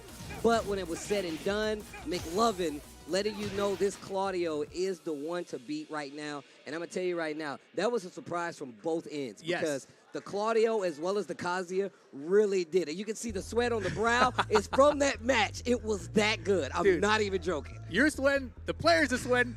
It's hot and intense out here on the fire stage Hot here and in sweaty. Bali, Indonesia, I Steve. guess that makes sense. This is the fire stage. course. This is what we do here. Of we make course. it hot. Gosh. Oh, my goodness. But that was a lot of fun. That was wild. And, as we were talking about earlier, a lot of these players, we haven't got to see a lot of them compete at this man. level. And this is the opportunity for them to make a name for Thank themselves. you. Chile, thank you. McLovin looked great out there with that Claudio. Jeez, that was and, great. Claudio, this character we talked about being so strong. And, the way he played against Kazuya was so good, right? Going with those lows to go underneath the highs electrics because there were so many electrics, right? And his instant running twos at the end, that's what saved him and got him the game. If he didn't land the instant running two there, it would have been a wild stand two counter it. It was over for that round. It would have been the entire game. Who knows what happens game 3. And you saw kind of like the prime up for it because Claudio literally is like, you know what? You're trying to play back a little bit and whip punish with electrics. I'm going to do running 2. Stagger, stagger, Exactly. stagger. You want to electric it in? Down back 3. Yep. That's really what kind of like set the pace for it. And those weren't regular hits. Down back 3 doesn't give you much on hit, right? You get the hit, kind of resets Sure. everything. Counter hit, that's a combo for Exactly. Claudio. And on top of that, my man was smart enough to keep going for those starburst enders so he can always keep it. Didn't always pay out like he wanted it course. to, but it definitely did its work. Yeah, that's the beauty of Claudio. You missed the starburst and you're like, it didn't work. I'm going to find it again. Don't worry about it. Yeah. So it's kind of a benefit for a Claudio player that you can willingly spend the starburst and you'll find it again later. It's very easy to restock, essentially, right? But that was still a very, very fun match to watch. I'm excited to see McLovin continue on through here. Chile as well. That Kazuya, very Look, good. I'm going to tell y'all right now. Look, whether you're new or old watching Tekken, I don't know who doesn't get excited watching a proper Mishima, right? Mishima. Yes. Like, he legit got the trade and still did the electric. We can't go to break because there's more games. But we have to go to break We have because to go there's to break, more Steve. games. Guys, we will be right back. There will be more IESF action right after this. No more breaks, Steve. No more breaks. That was wild, bro. That was awesome. Oh, man.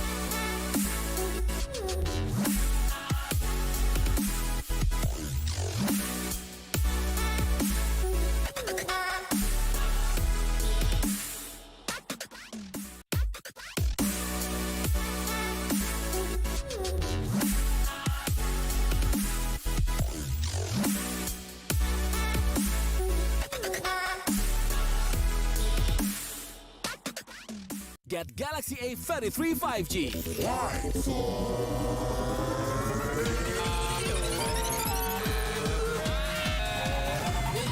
Galaxy A33 5G with awesome battery. Buy now.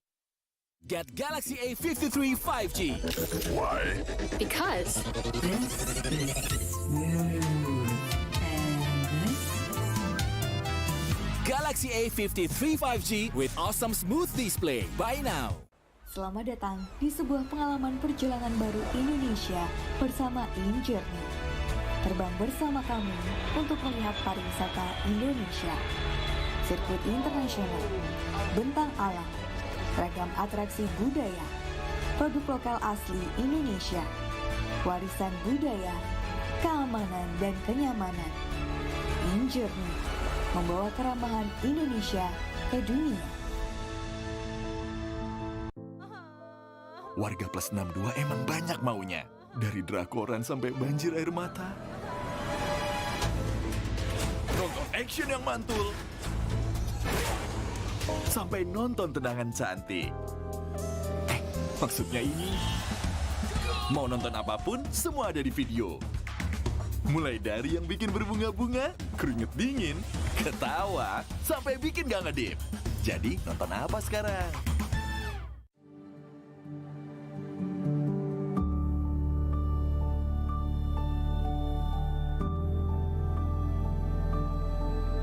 All it takes is one dream. One dream that becomes a journey. To drive an ambition. Believing in yourself. Persevering challenges. Always focused on the dream. To grow aspirations. Having the will to keep going. Building a future with a legacy. Knowing dreams can come true. Over 11 years of growth. The spirit of entrepreneurship. Created possibilities.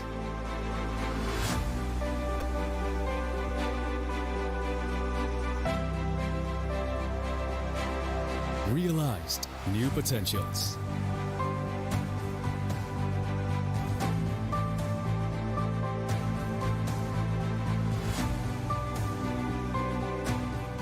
Innovate for the better.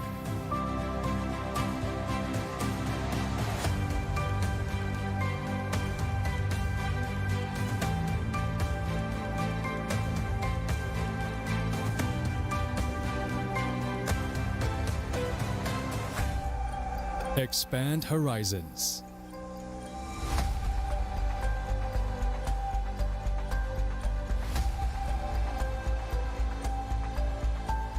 To change lives.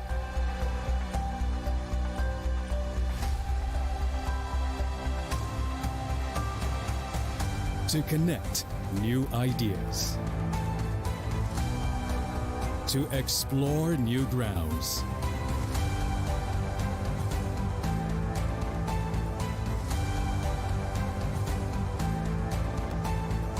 With the future in sight.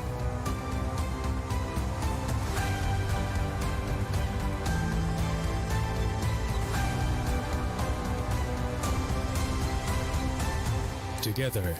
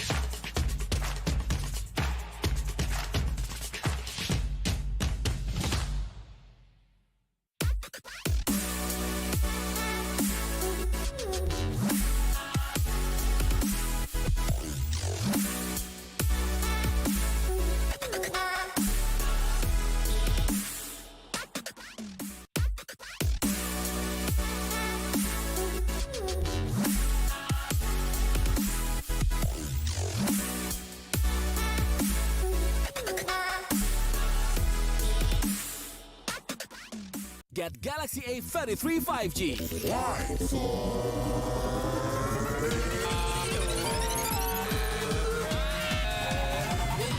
Galaxy A33 5G with awesome battery. Buy now. Get Galaxy A73 5G. Because this is awesome. This is awesome. Awesome details. Galaxy A73 5G. Take more awesome details. Buy now. Selamat datang di sebuah pengalaman perjalanan baru Indonesia bersama InJourney. Terbang bersama kami untuk melihat pariwisata Indonesia. Sirkuit internasional, bentang alam, ragam atraksi budaya, produk lokal asli Indonesia, warisan budaya, keamanan dan kenyamanan. InJourney membawa keramahan Indonesia ke dunia. Warga plus 62 emang banyak maunya. Dari drakoran sampai banjir air mata. Nonton action yang mantul. Sampai nonton tendangan cantik. Maksudnya ini. Mau nonton apapun, semua ada di video. Mulai dari yang bikin berbunga-bunga, keringet dingin, ketawa, sampai bikin gak ngedip. Jadi nonton apa sekarang?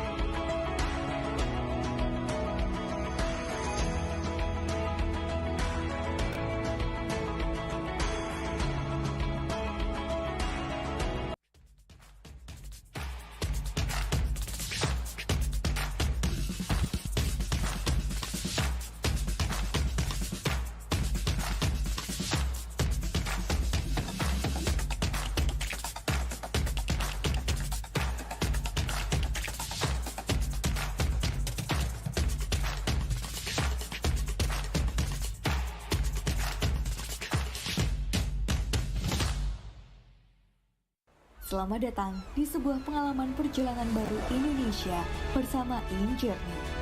Terbang bersama kami untuk melihat pariwisata Indonesia. Sirkuit internasional, bentang alam, ragam atraksi budaya, produk lokal asli Indonesia, warisan budaya, keamanan dan kenyamanan. InJourney membawa keramahan Indonesia ke dunia.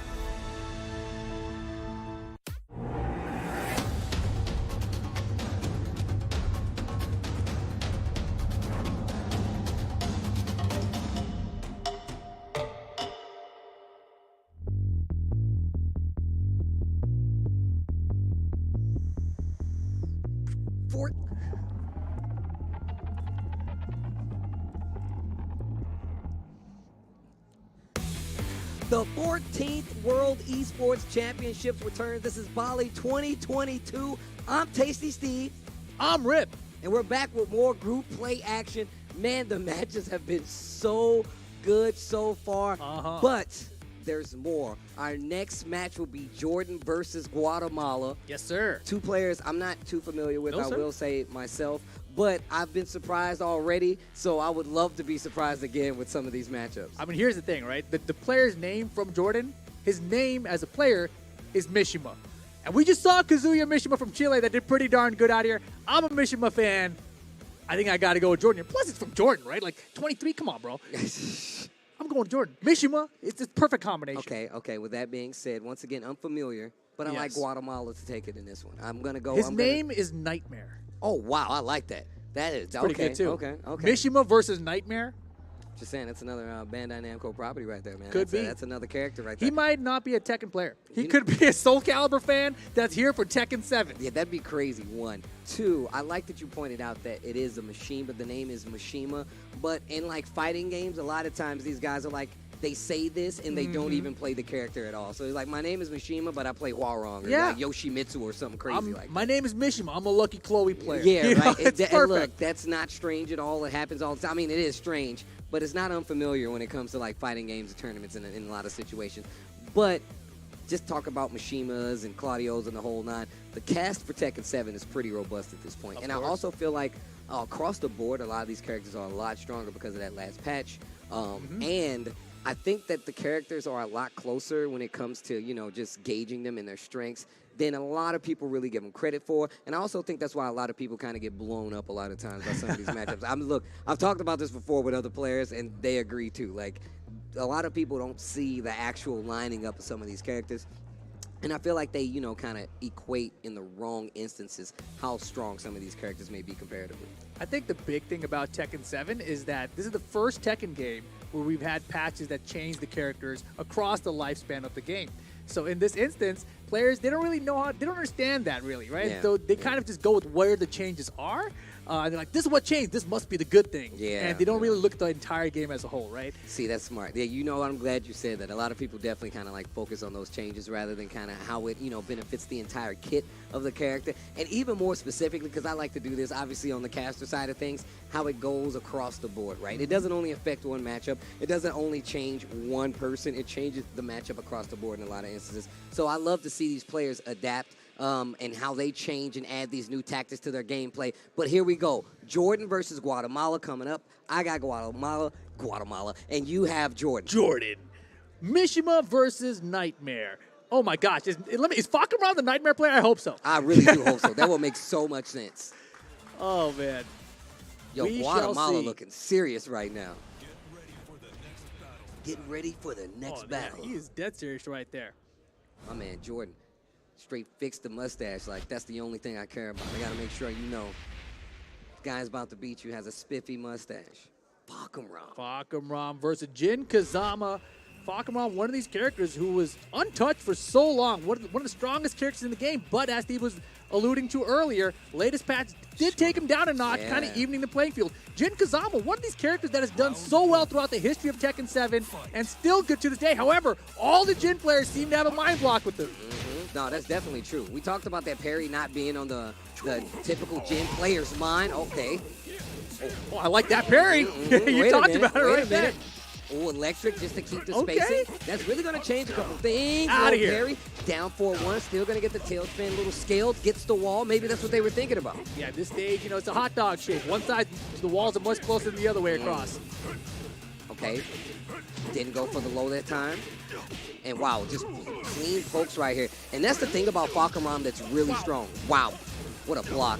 You really get the test to see how well your opponent knows to match up, how they deal with these strings. Oh my Electric God. spins the blue, and that's a dead character. That was crazy. It was such a slugfest, back and forth the whole way, and then finally that electric came out when he needed it to most. Nice sidestep left. Oh my. Sidestep 4, talking about that.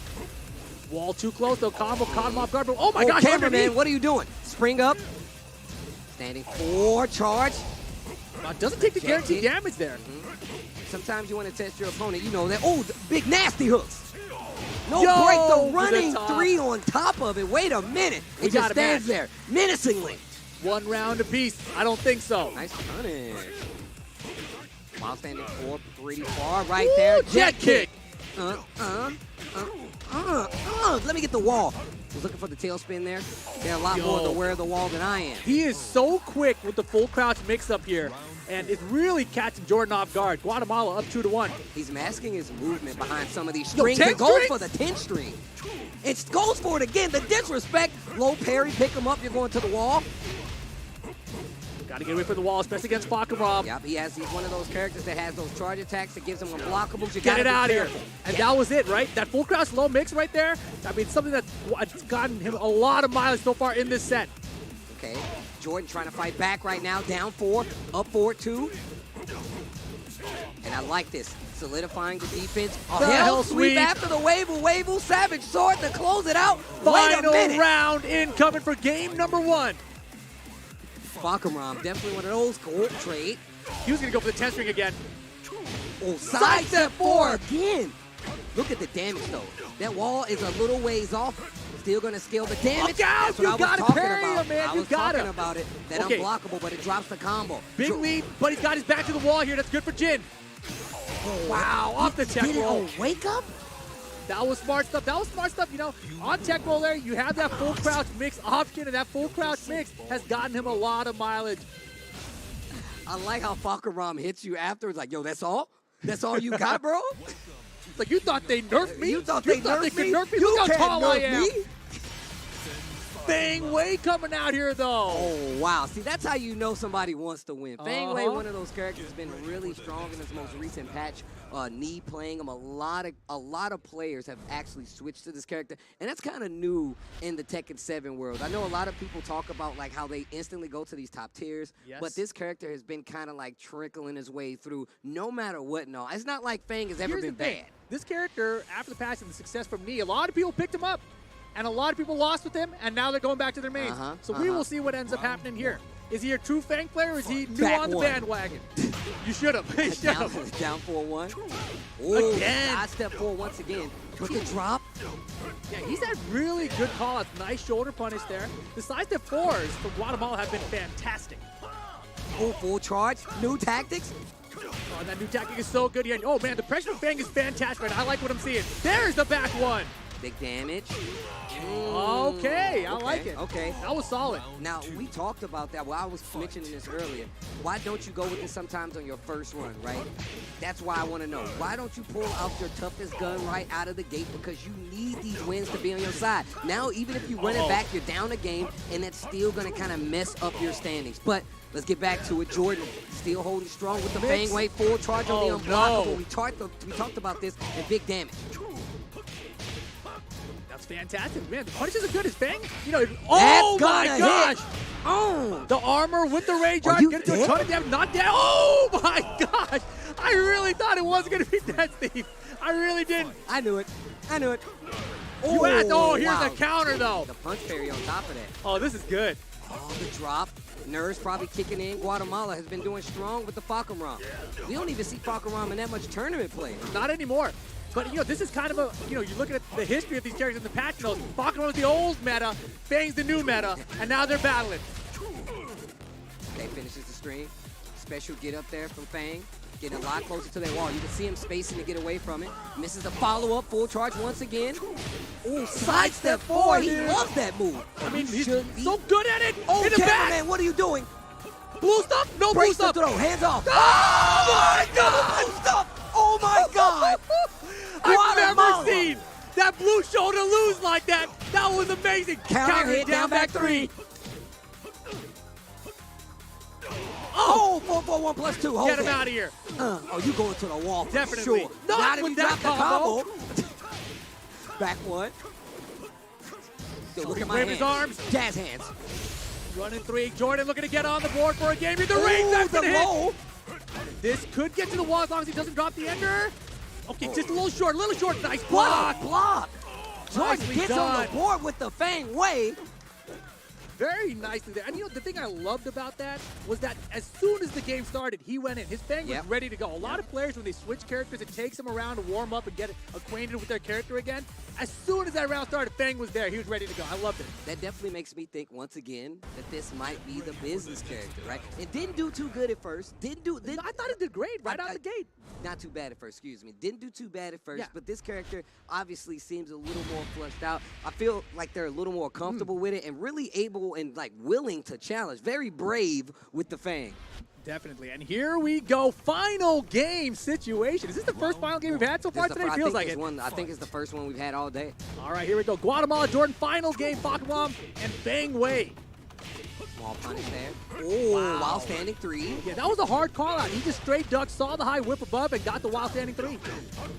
Oh, low parry. Yeah, That's he's the prepared. first time he went to the low the entire set, and he was ready for it. Didn't believe in the forward 3 because he didn't get the dash.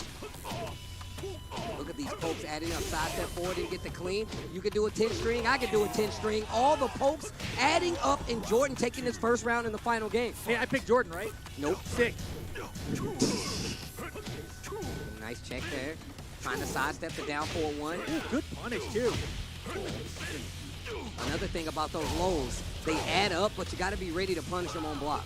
You definitely do. And beautiful block from the back turn low. That's launch punch we get. And the wall's in the way for his full combo conversion. Rage mode now for Jordan. Back one. He's looking forward. Low parry. We saw this in the last game. Wall's right there. He got it this time. Okay, now the blue stuff's coming. I knew it. Side step 4. Spins the blue. No rage steal for Fakaram. Hands off and the side switch. Counter it! It's not enough! The follow-up does it, and Jordan on set point. Guatemala, do you got it in you to make this comeback? God, I love this song. You know why? I know why. It's about to hit too. Because of the riff. This part. Oh, let's go. Oh, the hit. Oh, I thought he was going to actually do a combo. Side step 4 Finally though. gets the clean hit. Okay, Jordan here has a good wall carry distance, finds it. Side step 4 has been Power a clutch menace. fully charged. It just holds it. Just While do it. standing 3, this could be big damage, but this is going to put Jordan in rage. And Fang Wei in rage is a scary individual. Shoulder. Oh, hop kick with the backstand Kimpo. You are dead, sir. He threw it away You there. are dead, sir. Jordan gets it done. And even the production is popping off right now. The Don't think we combo didn't was so see good. that. We Even saw the that. production He jumped up. Here's is out of popping there. off right now. That's I cool. can't believe it's he did okay. it. It's They all did right. it. It's all right. That's why we're here. It's cool production. You're supposed to Wow. get hyped. Yo, that was awesome, though. The character switch to the Fang way, making it happen, bringing it back with Fang the whole way there. 3 rounds straight for the final game. And, you know, that combo at the end, you know, Fakaram, he got a little antsy, right? He was like, please work. I'm going to do this string. And Fang was like, backdash, backdash, backdash, backdash, Yeah, backdash. yeah. He was fine, right? So he cleared out of there. He was in there. Let's check out the highlights from that last set. The first set we've had today that went to the final game. Lots of good highlights, especially because we saw a character switch after that first game. Fakaram, a character we really don't get to see. I love how abusive they were, using the lows, seeing how you're going to deal with the strings, as well as just finishing certain things as well. Those sidestep 4s he was hitting with Fakaram were on point, right? It's his one low crush move that's very good. He's got the orbital jumping punch, but really that sidestep 4 has been the story for his Fakaram in general, I think. And I'm going to tell you one thing that kept the Jin alive here was the low parries. I mean, small damage, right? Down 4-1 and then going for a smaller combo. Could get more, but you got to take what you can get. Still went to the final round count with the Jin. I was thinking that right now. You know, this was such a hard choice. It was close. Final round situation, but he's like, no. I'm going to switch it to Fang way. And that first round, look at this. Right out the gate, Fang comes out swinging. Huge lead. And then this clutch Rage Art, look at it. Absorbs the damage, so he has less life, which means the Rage Art does more damage. Boom, gets it. Yeah, that big counter hit on top of that. Breaks the throw with the 1+2. Oh my gosh. And the clash with the double blue stuff. That just was to crazy. see how it's going to play out, that was crazy. And right here, this wall scenario. Right here, that block was so pivotal, and I feel like it really did put Fang Wei back in the game. Yeah, and then you can see he just really froze up here. Guatemala did. And every single poke mix-up from Fang was working out, and that's the strength of this character. So good with the pokes. Yeah, first set we've seen all day to go to that final set. Lots of back and forth. Oh my gosh, the back Kimpo right there to actually get out of the range. And I love the way that Fang Wei just kept his wits about him. Even though it was on the ropes a lot of times, they were trading a lot of pokes and lots of big damage coming from Fakaram, but still able to, like, you know what, let me calm down, find my own hits, and was really able to check to see where Fakaram was really overpressing. Lots of pokes, he's like, no, I'm a wild standing for you. No, I'm a sidestep for you, things like that. Yeah, and you know, I think that overall, though, the match has been phenomenal, right? And I really, as I said it before, but the way they switch characters just immediately out of the gates, Fang Wei's in there, and then you can see the confidence building, right? By the time they got to game 3, Fang Wei's like, I know everything I need to do. Everything's going to work out here. It was perfect. It's a lot of players, like you said before, no matter how good they are, when they switch to another character mid-set, especially versus some of these better players in the world, it takes them a round or two to get adjusted. Like you said, my man started the game down 4-1, let's go. And he was ready with the Fang Wei to absolutely do damage, and that's what got him back in the set. Guatemala taking it over Jordan, but still, what a set to have. I mean, the first set we've had all day to go to the final count. It was super exciting. We had slow-mos, we had double blue stuffs, and we still have more matches. The double blue stuff, man. Everybody knows I love me some blue stuff, and you should. And you should too. But I believe we're going to take a quick break before we get to this next set. We got 2 more sets left in this group play, and we still got some heavy hitters when it comes to the play. Somebody that Rip is looking forward to still on the line. We do have double coming up as well, and that's another player I've been excited to look for, and I hope you guys are excited to see it too. But it's going to come right after this break, man. More IESF 2022. We're watching it in Bali right after this. Boom.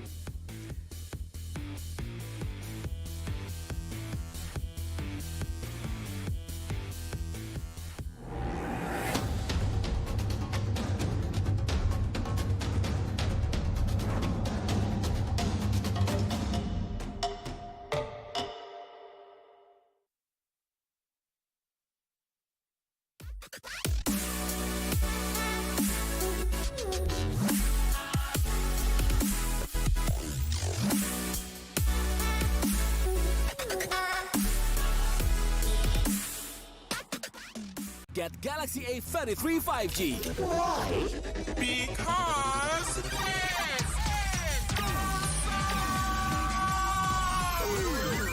Galaxy A33 5G with awesome processor. Buy now. Get Galaxy A53 5G. why? Because this is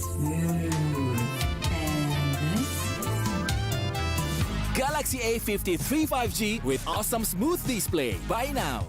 Selamat datang di sebuah pengalaman perjalanan baru Indonesia bersama InJourney. Terbang bersama kami untuk melihat pariwisata Indonesia. Sirkuit internasional, bentang alam, ragam atraksi budaya, produk lokal asli Indonesia, warisan budaya, keamanan dan kenyamanan. InJourney membawa keramahan Indonesia ke dunia. Warga plus 62 emang banyak maunya. Dari drakoran sampai banjir air mata. Nonton action yang mantul. Sampai nonton tendangan cantik. Maksudnya ini. Mau nonton apapun, semua ada di video. Mulai dari yang bikin berbunga-bunga, keringet dingin, ketawa, sampai bikin gak ngedip. Jadi nonton apa sekarang?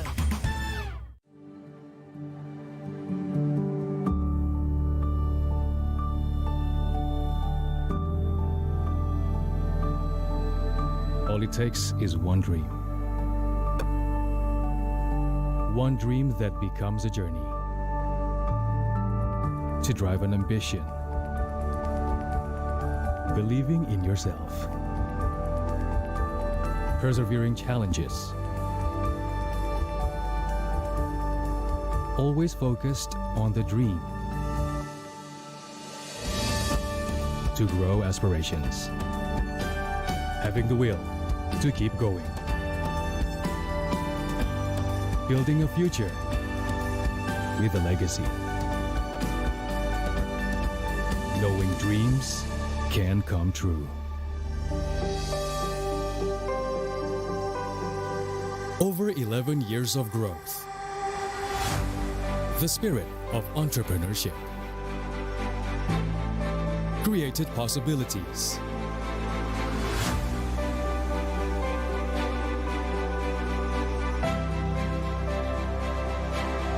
Realized new potentials.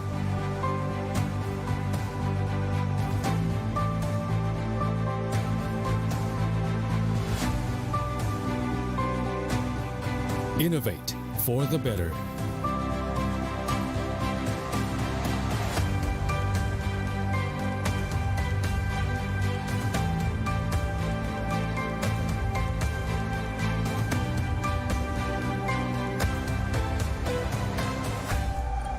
Expand horizons.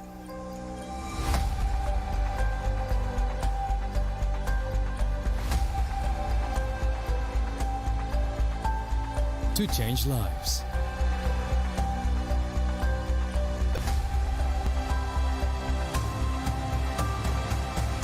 To connect new ideas. To explore new grounds.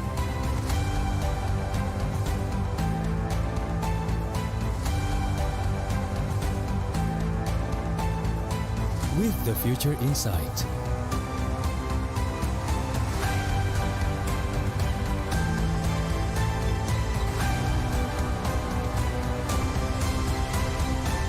Together,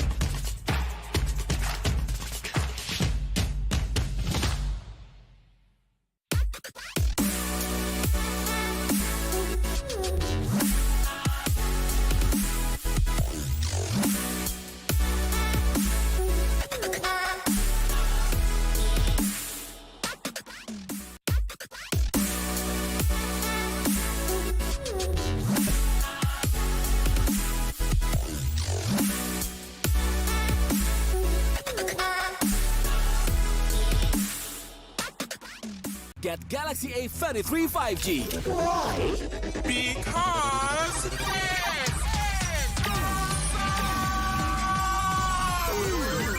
Galaxy A33 5G with awesome processor. Buy now. Get Galaxy A53 5G. why? Because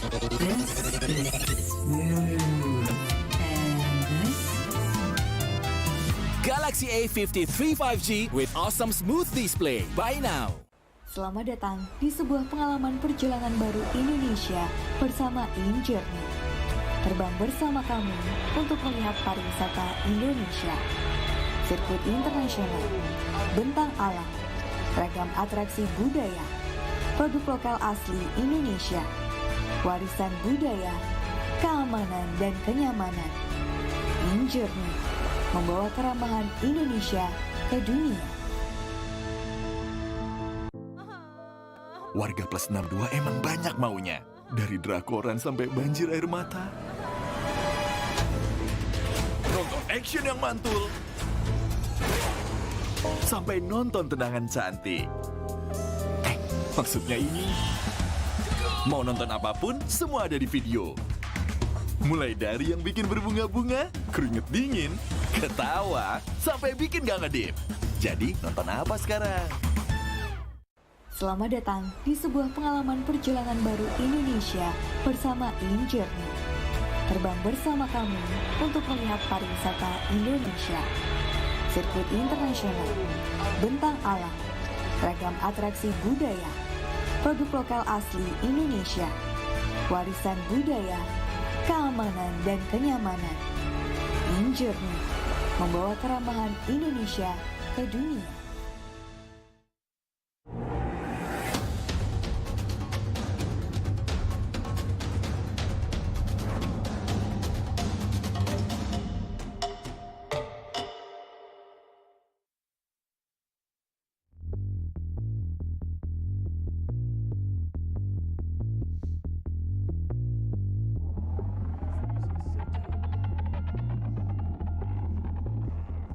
Welcome back, guys. IESF 14th World Esports Championship. You guys are watching Tekken 7 live from Bali, Indonesia, here at the fire stage with Rip and Tasty Steve. And we have had some bangers of matches so far.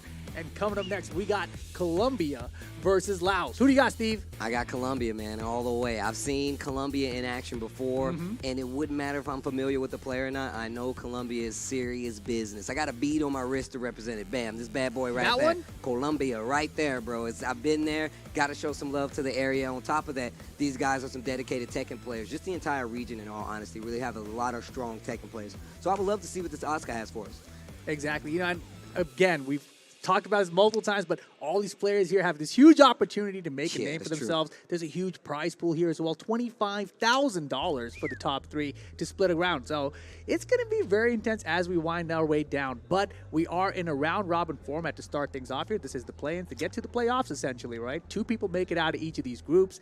And Colombia, as you mentioned, we know they have a very big FGC scene. I'm very curious to see what we get out of Laos, though, right? Because we don't really know as much about them. No, look, once again, IESF is a different beast. It's our first time here. And we are getting to see a lot of these players for the first time. I have to keep reiterating it because I don't want nobody to feel offended just because I might not know their name. But I want you guys to make me know your name by the end of these games. And I love becoming fans of new players. It's one of the reasons I travel so much. I love to see what the fighting game instances around the world, what these regions have in store for us when it comes to high-level fighting games. Yeah, I was thinking about it, and I think back in the Tekken 5 days, there was this California player, I think his name was Laotian Emotion? Oh, Laotian Emotion. Right? Yeah, and he's from Laos. Yeah. And so maybe they did have a big Tekken scene from back then. So I'll go with Laos here. I'll pick Laos as the winners here, Steve. All right, that's going to be Chabala. That's the player's name. Oh, wow. Okay. Right? And your player, from Colombia, I assume you're going to Colombia, as you said earlier, Sebastian, 92-26, going to be an Oscar player, right? Yeah. It sounds, I'm going to be real, it sounds a little bit familiar. So with that being said, I would love to see just how well. But Oscar, one of those characters we don't typically get to see that much, right? But that character is really strong. Yes. Very underrepresented when it comes to like Tekken 7, but there is a few of them out there that are super strong. I would love for this case to be one of those examples. I remember a few years ago we had Fergus, we had Dimeback. Shout outs to Fergus. Shout outs to Dimeback. I call him Silverback. He evolved. He evolved into Silverback. That's who that is. But regardless, that character has been getting stronger since those days when those players did so well with her. So I'm very curious to see what we get out of an Oscar main here. I feel like Oscar players usually have been, character specialists. They stick to their guns. They stick to those characters. Lately, though, I feel like they've been expanding their horizon. They're like, how about this Julia? How about this other character? They're exploring the cast now a lot more than they used to in the past. Well, I mean, look, it's only right because, like I said, the ceiling for Tekken is pretty high, but still, there's characters that have definitely not been fully developed to the point where we're going to see them in these high-level situations. This could be a different one. We don't know what's been hidden under that, that blouse, that scary instance. The blouse? Yeah, bro, you don't know. They lift it up. You never know, bro. The blouse from Laos? The blouse from there you go. There you go. You caught the rhyme. But, yeah, all I was saying was you never know what's waiting under there. All righty, here we go. Colombia versus Laos. Sebastian, 92-26, going against Chabala. Yes, all right. That's a great character. We just saw it a second ago earlier, right, from Venezuela, from Foucault. This guy throws cars. That's how strong he is, bro. All right, here we go. Oh, wow, Damn. Get out. Back body drop to start things off. Get out of here, dude. Oh, my God. That's such a statement to make. Start the round opening, boom, get out of here, over my back. Oh, a 4-3. Hold up. Yeah, that up 4-3 from Oscar, such a great tool. And low crusted meaning it jumps over lows. Counter hit tool, safe on block. All good things.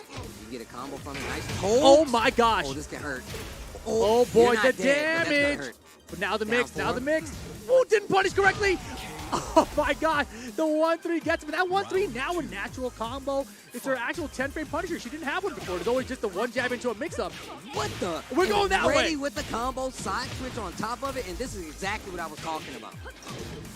I love the can attempt there, right? Because unless you're hard ducking, you don't really get to punish it. But if she lands it, you're like, oh, boy, I'm going to eat a ton of damage. Oh, no break on the tackle. That's bad. You're dead.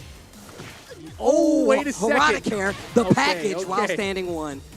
One round each here. I like what I'm seeing out of the Marduk because we're seeing the tackles come out early. That's one of his strongest tools. They're very difficult to break. And now the counter on the third hit, willing to throw out these strings and test his opponent. Nice block. Oh, no. Launch.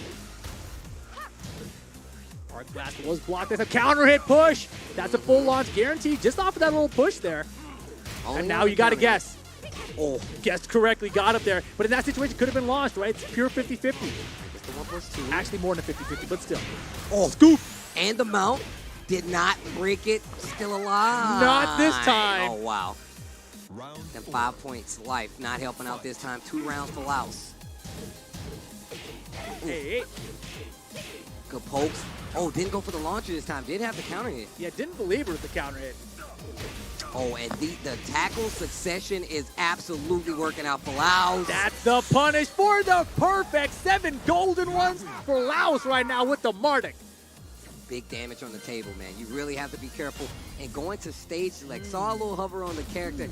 But the thing is, Asuka was doing very well. That up 4-3 found the counter hit. Lots of great punishes, but I feel like Marduk's damage really does kind of even the playing field with all those pokes. Whoa. We get a Julia Chain coming out. Not even Asuka. Did I call that? You literally said that. That's what I was said just these about to Asuka say. players, they've been exploring the roster. I didn't even know that was going to happen. But okay, we got Julia Chain coming out. We're going to get the Marduk here, right? You win, you got to stick with the character. Yeah. But Julia, a very strong character now. You know, the wall, a very strong character always, Overall, really. she's always been really strong. They made a few changes to her just recently. I felt like that kind of evened her out because she was really strong. So, but now this character is a little more bearable to deal with. However, not bad at all. Still has crazy wall carry. Exactly. Still has great damage, great punishes as well. The mix-up game is still there, especially if you can get her game started. It's not the cleanest mix-up game. But if you can get your opponent to freeze up, this character becomes a lot stronger. Definitely, she's got that full crouch mix-up game with that bow and arrow if you want to go for it. But she doesn't really need to do it. She can just go with the shotguns. Her whip punishment's great. Her party crash, her approach is hard to stop. You see the shotgun approach there in the mix. So we'll see what we get out of it. But there you go, full crouch mix. Wow, the backdash is there, right? If you're ready, you can get a full launcher off the whip punish. And there's a good break on the tackle. That's important to see against Marduk. No duck right there, man. And that's one of the things I see happen a lot of times versus Julia. A lot of people don't know the familiarity of her combos, so they duck in the wrong places. Oh my gosh, look at the damage. Uh-oh. Oh, wow. She's got rage now, though. Doesn't break this tackle. For your life, and you're dead. First round for Laos. Round 2. Unintentional, that one. Party crasher. Nice block on the low while standing 3. Big damage here. Going for the carry. Wants to get that wall pressure. I think there was a tackle miss. Wow. Ooh. Just do it. He's going to duck here, right? Oh, the wall, though. Wow, the ward gun was too close to confirm, but nice bow and arrow, and here we go. We're tied up. Colombia on the board here in game 2. Fight. Oh, I love that approach there with the back body. Again, ducks the high, ready for it after party crash before that extension. Okay. Well, wait a minute. Laos may know. Laos not lousy at all. Hold on. Uh-oh. Oh, the 1+2. You have to break those. Goes for the tackle again. Do it again. And no break this time. Still alive? No. Perfect Another again. one. It is set point for Laos here to take it 2-0 over Colombia. The Julia Chang kind of doing about as well as the Asuka did. Needs to get a little bit more, though. Ducks the high, yes sir, ready. They know. And now you got a breakable wall here for this balcony. Doesn't have to go for it, scoops him up though. Another one, do it again, do it again! Oh my gosh, 2-0 smokage right there for Laos. Wow, was not prepared for that at all. Asuka not gonna get the job done. Tries to switch to the Julia to kind of like balance the playing field, and it didn't change anything. Colombia was looking really strong there at first. We saw the big counter hit damage come out from Asuka. Obviously not enough to get the job done. And Marduk is just the character I feel like we've been progressively seeing more and more of this character as the season of Tekken 7, as the world starts to play more of Tekken 7. Big damage, has big return when it comes to rage because of that tackle, and just big damage output. We saw it earlier today with some of these sets. Let's take a look at the highlights just to see where this kind of went wrong for Colombia. Exactly. I mean, you know, with that Asuka, I think that it actually did very well at first. I feel like a second game adaptation that might have helped out a bit. But looking back at these highlights here, this tackle, that's very important. He did it immediately in the first round, found it connected. That was a bad punish. Yeah. Right? The correct punish that would have won the round for him. You know what's crazy? I think they actually did go for the right punish, but since it's an up-back motion, you have to crouch cancel to get it. So it makes it a little difficult. We saw a lot of that while standing one coming from Marduk as well. And that really did kind of keep the ground game like in control. Look at how many times we've seen just the cut from tackle to tackle. It's just tackling all over the place. The Laos pounds. You know, that's what we can call it. It's good. The Laos pounds. It's what it is right at this point, man. He landed so many times. Damage.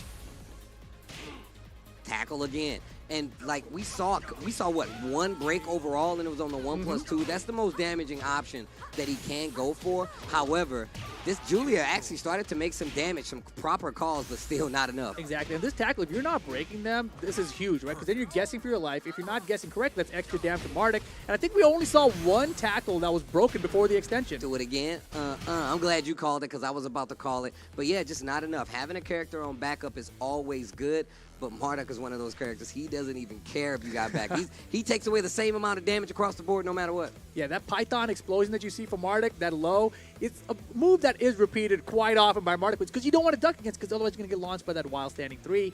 It's a very, very strong low move. Very good. Launch punishable on block if you can make the right read for it, but hard to react to. Not going to happen. It's scary because once you see him go into Veiltudo stance, you're like, all right, he could tackle me. So you stand there a little bit to react to the tackle and get the break. Doesn't always work that way. So that is actually kind of a mix-up, especially if they got you on the ropes. You can be a little bit more afraid to kind of attach it or kind of attack it or even do any punishes. Up 4-3 with Oscar is actually a really good call-out for tackle in a lot of instances. It is. And it's a lot harder for, I feel like, Julia to deal with it without making some kind of random call-out in some instances. So. Yeah, definitely. I mean, I feel like with Julia, maybe you're looking at like a single hop kick or something. Like, can I stop this tackle approach?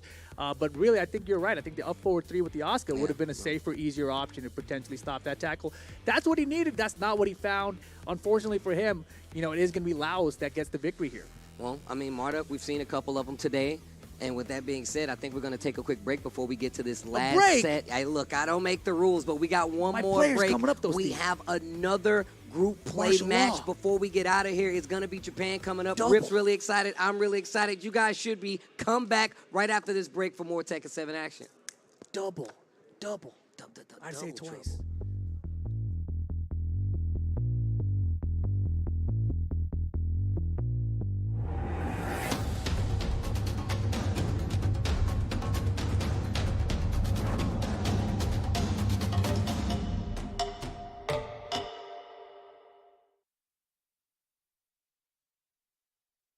Selamat datang di sebuah pengalaman perjalanan baru Indonesia bersama InJourney. Terbang bersama kami untuk melihat pariwisata Indonesia. Sirkuit internasional, bentang alam, ragam atraksi budaya, produk lokal asli Indonesia, warisan budaya, keamanan dan kenyamanan. InJourney membawa keramahan Indonesia ke dunia. Warga plus 62 emang banyak maunya. Dari drakoran sampai banjir air mata. Nonton action yang mantul. Sampai nonton tendangan cantik. Maksudnya ini. Mau nonton apapun, semua ada di video.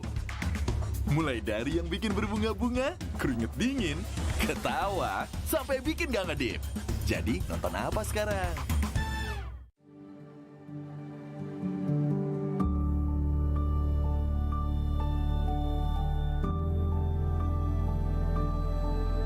All it takes is one dream. One dream that becomes a journey. To drive an ambition. Believing in yourself. Persevering challenges. Always focused on the dream. To grow aspirations. Having the will to keep going. Building a future with a legacy. Knowing dreams can come true. Over 11 years of growth. The spirit of entrepreneurship.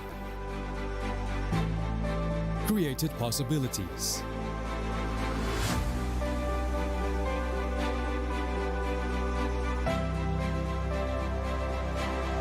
Realized new potentials.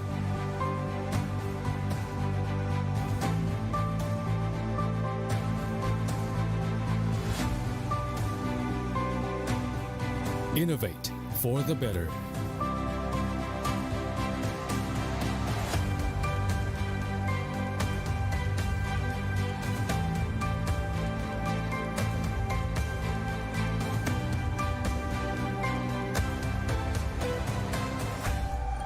Expand horizons.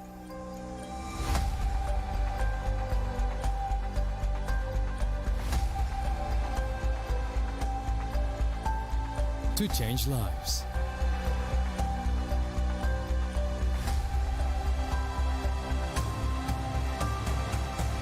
To connect new ideas. To explore new grounds.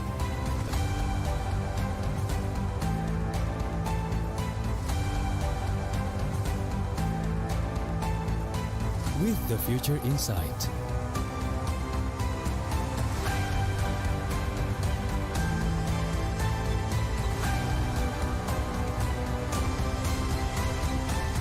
Together.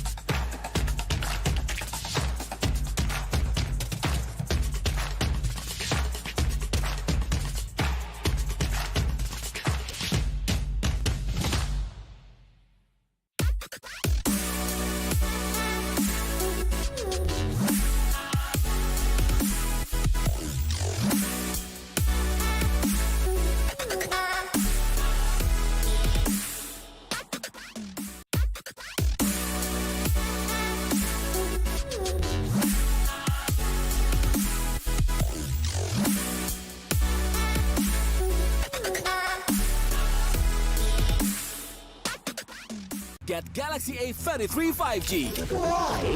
Because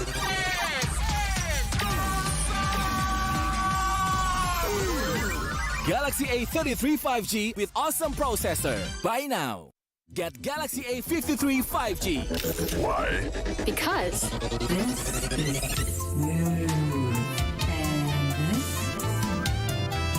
Galaxy A53 5G with awesome smooth display. Buy now.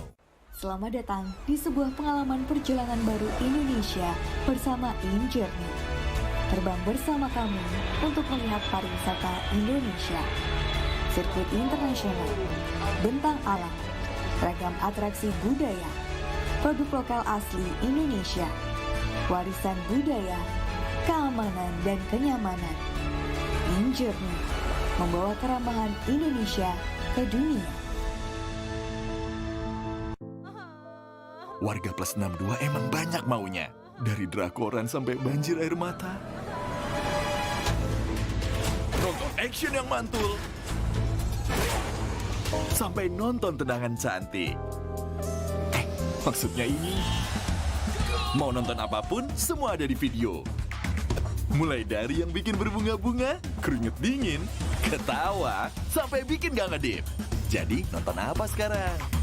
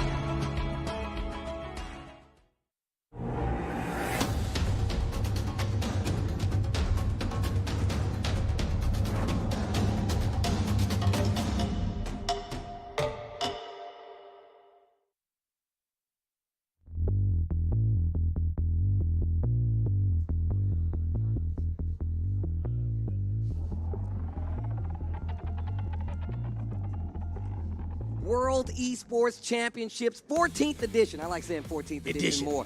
IESF Bali 2022. RIP Tasty Steve. We're down to the sick. We're down to the last group play match of today. Hopefully you guys have been enjoying this Tekken 7. It's been ridiculous. These matches have been crazy.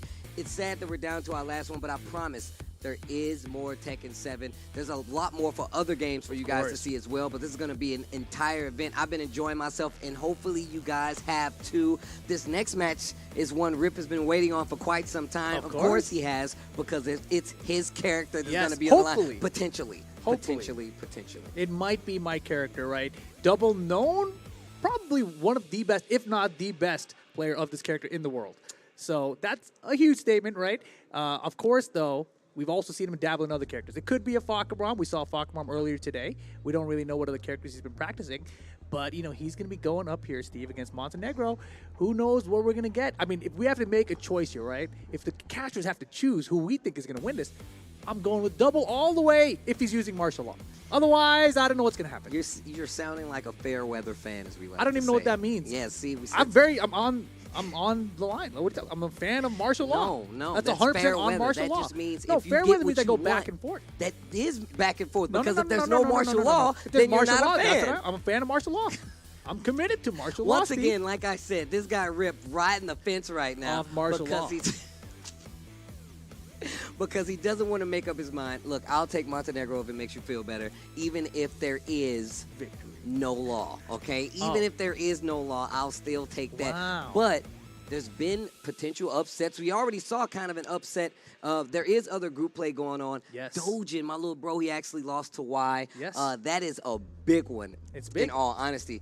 Talk to us a little bit about this, because you told me, you reminded me of where the last time we saw Y as a player. Why is Y familiar to me? And I was thinking about, it was that main man match. Remember Tekken Online Challenge? We had that final boss. And Y versus the main man was the crazy highlight match. I was like, oh, that's right. So Y got it done against Dojin, it looked like. At least from the pop-off. From the pop-off celebration. Yeah. We're going to assume that that's what happened. But, you know, it was a very interesting here, because obviously round-robin group stage, you got to win as many matches as you can. The top two will make it out of each group. So here we have Dojin. We know he's probably has a loss here, so he's got to do better just to be the second spot making out here, because when it comes down to the head-to-head, if they're tied, Y's going to have the lead there. Yeah, I mean, look, that round-robin format really does kind of throw people off a little bit, especially if they're used to playing in typical fighting game tournament events. It's just first to two, you get double elimination, but not this time around. It's all about how many wins you can get to stay in front of the pack, and we can see it right now on your screen. Our next match, Montenegro going up against Japan. Double considered, like you said, the best law player in the world. Definitely been on the world stage multiple times. We've seen this man at TWT Finals. Definitely one of the players to beat, I feel like, in the entire tournament. And I don't know what that noise was, but everybody got to know that was an NSYNC sound right there. That's a double noise, I think. Or maybe it's a Montenegro noise. I'm not really sure. I feel like that was something to do with Montenegro, but here we go. It could have been, but here we go indeed. Is it going to be the Fang Wave versus the martial law? But that's the thought process, It right? is. Do you feel, oh, it is the law, so you got your wish. I did. I'm going to sleep well tonight. All right, let's see what this double law can do. Representing Japan, of course, Montenegro with one of the sickest flags we've seen. During that opening ceremony yesterday, we definitely saw some of the craziest flags. It was so cool, though. It was so educational for Steve. Yeah, it was awesome. It really was. It really Steve was like, that one has a dragon on it. Joe, it did have a dragon. I know, I saw it. Yo, game show suit law, let's go. Game on. Montenegro versus Japan. And man, this thing about Double is that he plays so fast. He is one of the fastest players in Tekken, period. And look at that. You're so fast, you're going to get right into this hop kick. And the Fang Wave. We already talked about how strong this character is. That was a huge call out. If you think about just how he placed that hop kick there, he really knew the approach was coming. A lot of times you'll see this, they do back tempo. He just did raw hop kick. Wow. Got the trade ready with the combo double. Hey, and the crowd pops off, or we got some double fans in the building. Japan with the first round, double dragon. Billy and Jimmy. Pressure's on here. Uh-oh. What a call out right there, actually. The down back three gets the flow. Gets the wall. Wow, missed the DSS. It went for, something to kind of save him there. But here we go, huge lead. Monte got the Fang, but not going to get to use the poke. And man, that was a good stop right there, right? The back 2-2 has got good range from Law there and really stopped Fang's mix-up approach for the poke. Wolf gets the trade, tries to move right there. I like the jab to try to get something started, and instantly Montenegro just checked. Like, nah, I'm not dealing with this. Good low pokes. Double in trouble. Not enough trouble yet, though. What a combo Caddy conversion. corner combos. The The blue raise stuff. Oh, but the combo on the wall. Wait. He's got him. While standing forward, confirms the counter hit into the DSS. And just like that, Japan gets first command. We're going immediate rematch. Run it back. Scream at your fist. We can do this, fist. Let's go. Round 1. And you know, things started looking a lot better at the end of that game for Montenegro. Backing up a little bit. You can see Double respecting the gameplay just a little bit more this time around. Playing back a little bit. Ooh, nice. Beautiful. Sidestep, still gets the launch. Slides to 4. Okay. Big damage here. From wall to wall. Sidestep 1+2 Good actually block. hits. That's a wall splat. Yes, sir. Big damage right there. Real quick. Ooh, I yeah. love that move. I love The that Corsica move. forward one string from Law. Yeah, it's very rare to see. And there's a huge block. Caught him on the approach, too, right? You saw him back. He's like, there might be a low mix here. Ready for the block on it. Great combo conversion. Great damage. Montenegro not doing too bad, but it's really hard, like you said. Double play so fast. Look at the sidestep right there. Yeah. The punish. And Japan definitely going to be one of the favorites in this entire event. Wow, look at the sidestep, the awareness, the blue stuff. Oh, boy. Oh, taking a page out of your book. Smart stuff. Smart stuff. And just like that, it is set point for Japan. Look at the block, dude. Low. That down two for Fang is such a fast low poke, so effective, but doubles, I see those. With the delay on the string as well. Everything, man. That P+4 attempt there had him guessing, and look at the parry, dude. This is fantastic play from double. Into the legend kick. Sidesteps and then gets the neutral into the readjust, realign for the 3+4. Because if you just do sidestep 3+4, you get double dragon. That rage art is not going to work out, and that is the set for Japan. Rip, close your mouth, you're drooling. You're drooling a little bit. Oh, gosh. Rip, you're drooling a little bit, bro. Clean this up a little bit. Man, that was cool. With that being said, man, wow, that was really quick. You talked about how fast of a player Double is, and that was really on display right there. Yes. Quick sidestep, the 4-3+4, excuse me, to actually get the punish a lot of times, the double dragon. Just phenomenal play. Some of the stuff Double does is so crazy. We saw that at the end, right? If you do just sidestep 3+4 law, you get double dragon, right? Yep. If you do sidestep into forward 3+4, you get the forward jumping over attack. yeah. So he has to do sidestep, forward neutral, and then whip punish. He does all of that in the blink of an eye, essentially, right? So just ridiculously fast play from Double. Let's take a go look at the replays. Yeah, let's actually Let's look look at this. at more Walk of us that. through this, because you're the law specialist here. You want me to tell you about it? All right, Yeah, here we real go. talk. This is Law. Getting the wall carrier, and Law very strong with walls, right? Easy wall conversions for him, though. Very good with the DSS there for Double. And that was something we actually saw lacking a little bit. Right? He dropped a lot of DSSs, but that one found the trade, and that was fantastic. Slide here works out for him. The down 4-3 low poke from Law, also very effective. Your opponents are freezing up, and that I love that back too. There, it stops the approach. There's good stuff there. And now, this was a comeback. Caddy corner combo, wall-to-wall situation. The raise drive, the perfect low, if you will. And look at the wall press, DSS off the while standing forward, counter confirmation. It was beautiful stuff all around. I'm going to tell you right now, Montenegro wasn't doing too bad, but I feel like it just comes like expertise in this situation. Double's been fighting this character for a very long time, right? Oh, yeah. Regardless of how good Fang is now, still has the same kind of way of getting him around and dealing with some of this offensive pressure. So it was really smart of Double to try to play that out. And even still using that cloud stance on defense really didn't look at work out. this. And look at just how he's literally 360 moving around him in a lot of these instances. Taking a page out of your book right there. Giant flips are cool.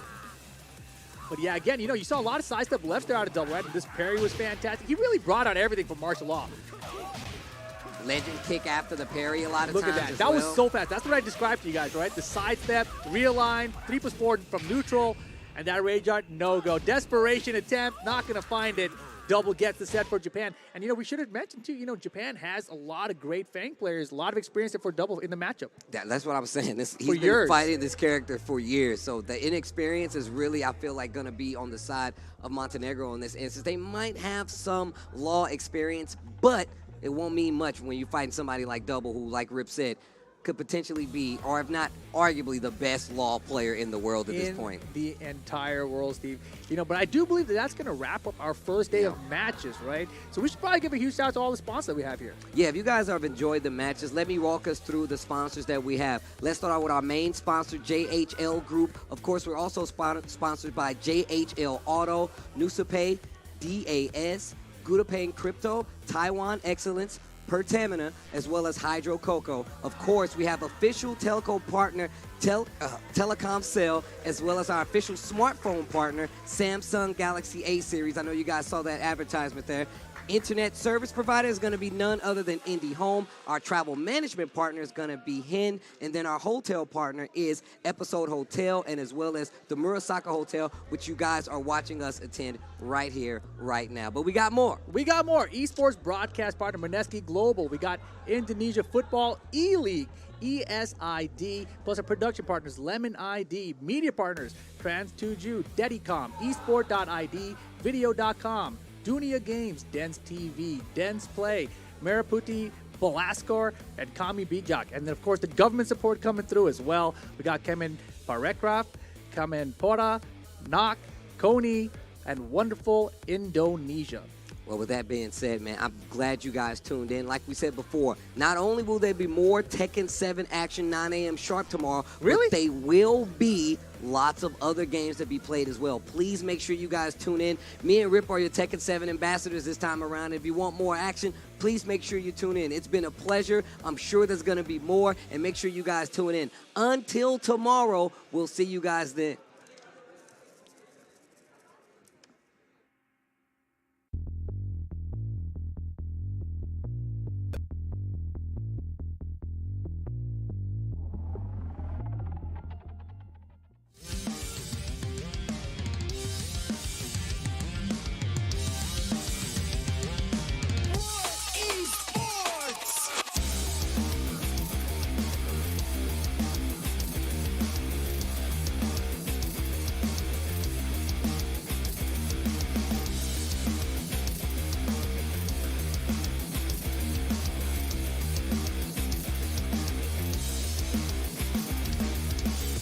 It's my game.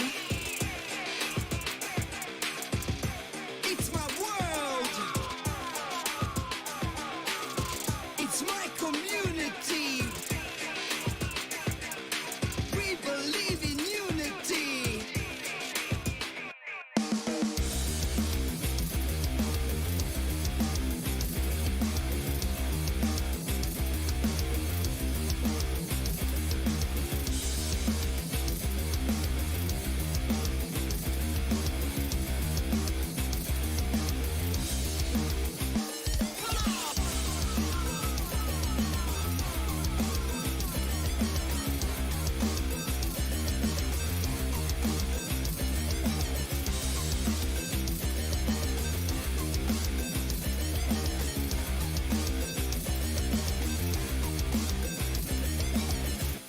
It's my game.